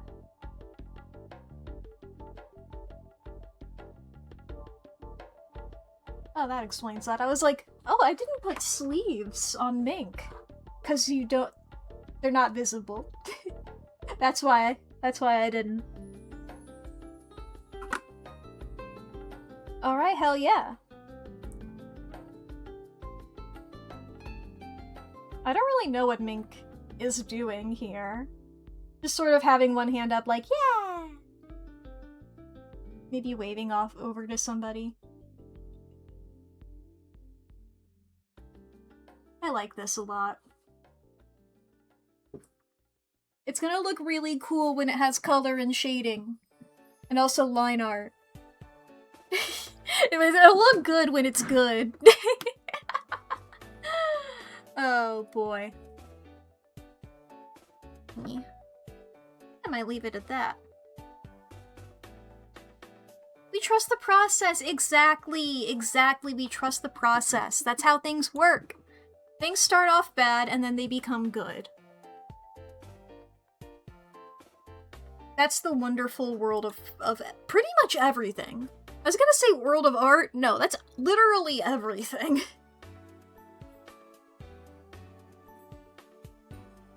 You start off bad and you get better. Like, do I have a good art example here? I have a... Oh my god! I entered a folder I don't often enter. I forgot that I was doing this. I never finished it, obviously. I found some of my old art. 2015 or 2016 maybe here? Some of my old Undertale art, which is one of the things that really got me into drawing. And I started like redrawing some of them, but I never finished it. You gotta start off bad, and then you get good. Like how I just have Papyrus, who's like fully done.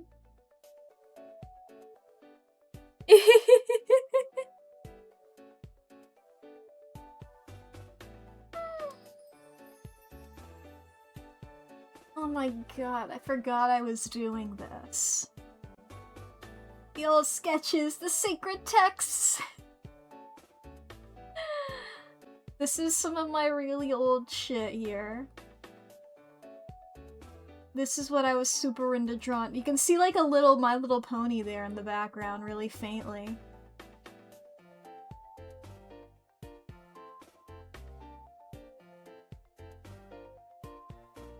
I think Because I had some things that made me do art beforehand. I had some things that I like got super into and I would draw a lot of art of. I think Undertale is really the one that like fully fucking got me in. You know? Undertale and My Little Pony, both of them. Because it was originally Adventure Time. I gotta try and contribute to this a little bit. I don't draw Tori too often.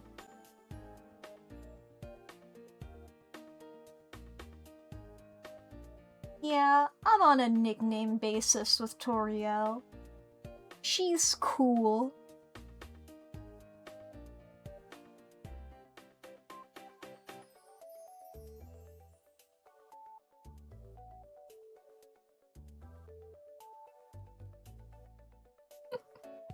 Let me get rid of those ears. I can make those better in a second. I gotta get like the face shape in here.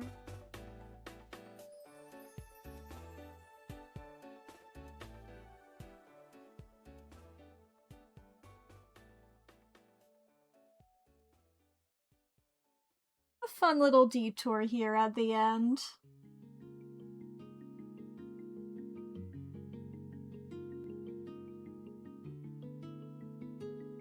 This is why you gotta keep your old art if you have access to doing that.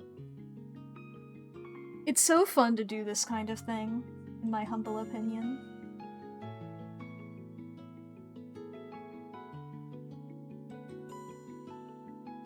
Just seeing how far you've come makes me happy. Just being like, I'm still here and I'm still doing this and I still love this stuff.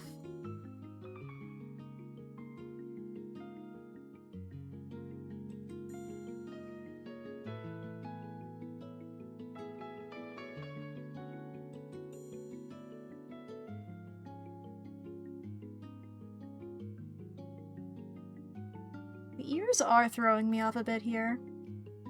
I feel like you're just talking about old sketchbooks of yours the other day. Probably at your parents' gotta look for it. Mayhaps. I found these in in my closet. It's like I knew where some of it was, but like I found like an untapped treasure trove. It's like in a box in my closet, and I'm like, oh fuck yeah, dude.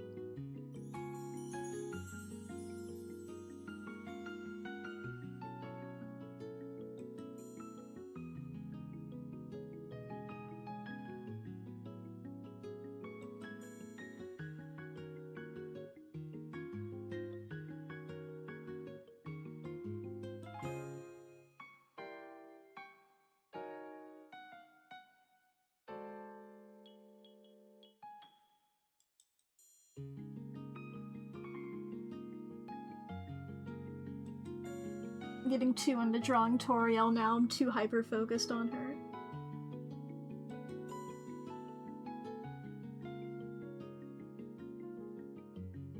I don't know why I immediately went for, like, the most front-facing Toriel. I guess it's, like, how I did it before, but, like, as you can see, I changed that with Metaton. But actually, I guess not super much.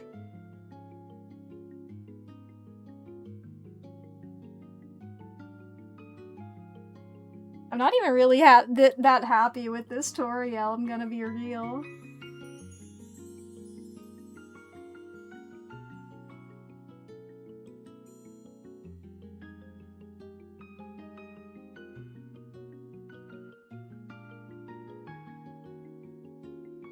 I guess, should I make her expression more like in the other one?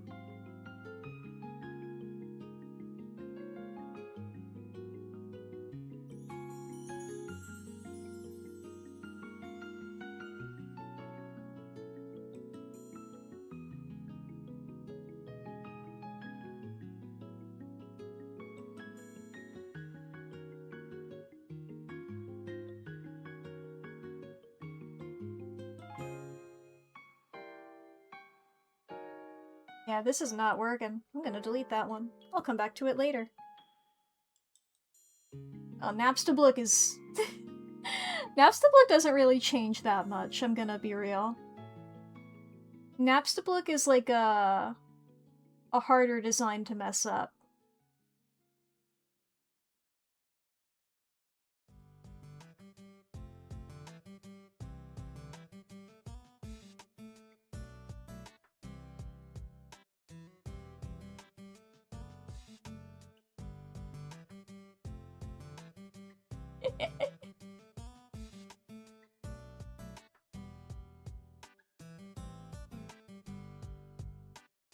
Maybe I'll like give a little bit more of an expression to the eyes here.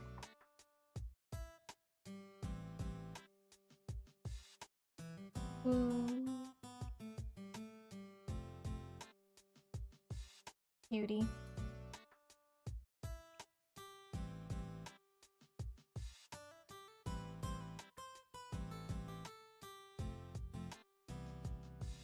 Cutie little Napstablook. I'm really proud of the Alphys.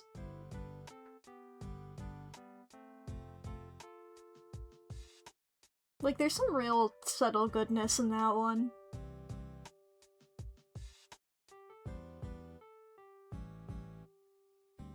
I forget exactly when I thought of the idea of her having, like, the arm of the glasses, but they're taped on. Alphys is a perfect shape. She is. Remember, that's something I started doing way back when, and it's something that I've always found really funny, so I just keep doing it.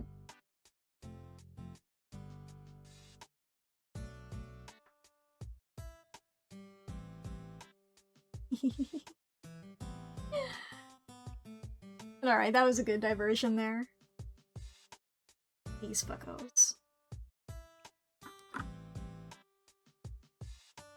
Ba-ba-ba. I'm wiggling. And by wiggling, I mean moving my chair.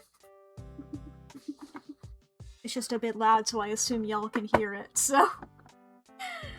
Da-da-da. Alright. I think I'm going over to big screen. Not necessarily ending right now. But we're winding down.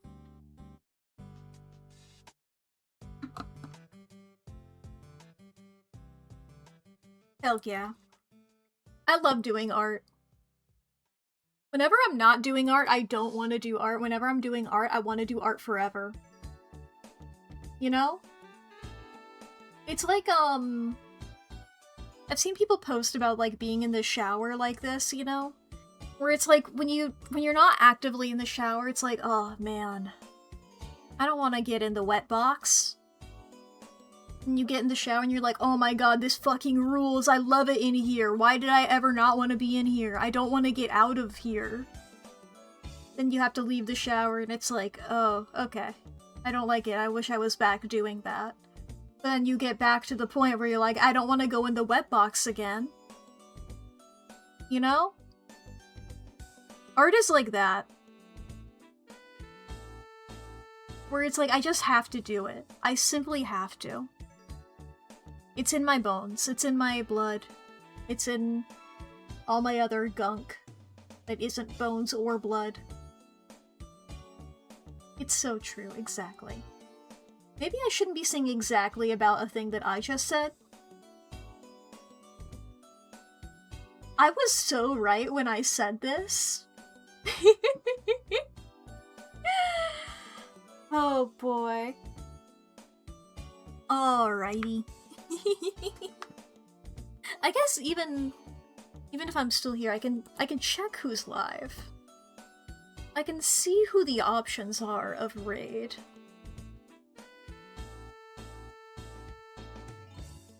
Who's doing stuff? Who's having a good time? Ba-ba-ba. Let's see here.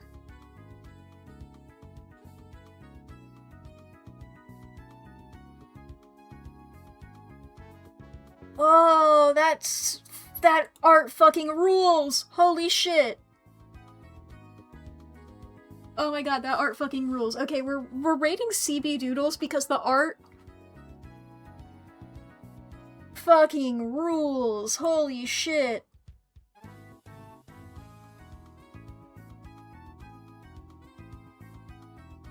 Ba. Alright, everybody grab your thing if you want. Yeah, thank you everybody for joining. Thank you, Clyde. I love talking to chat. It's great having y'all. Epic gamers, arters, what have you.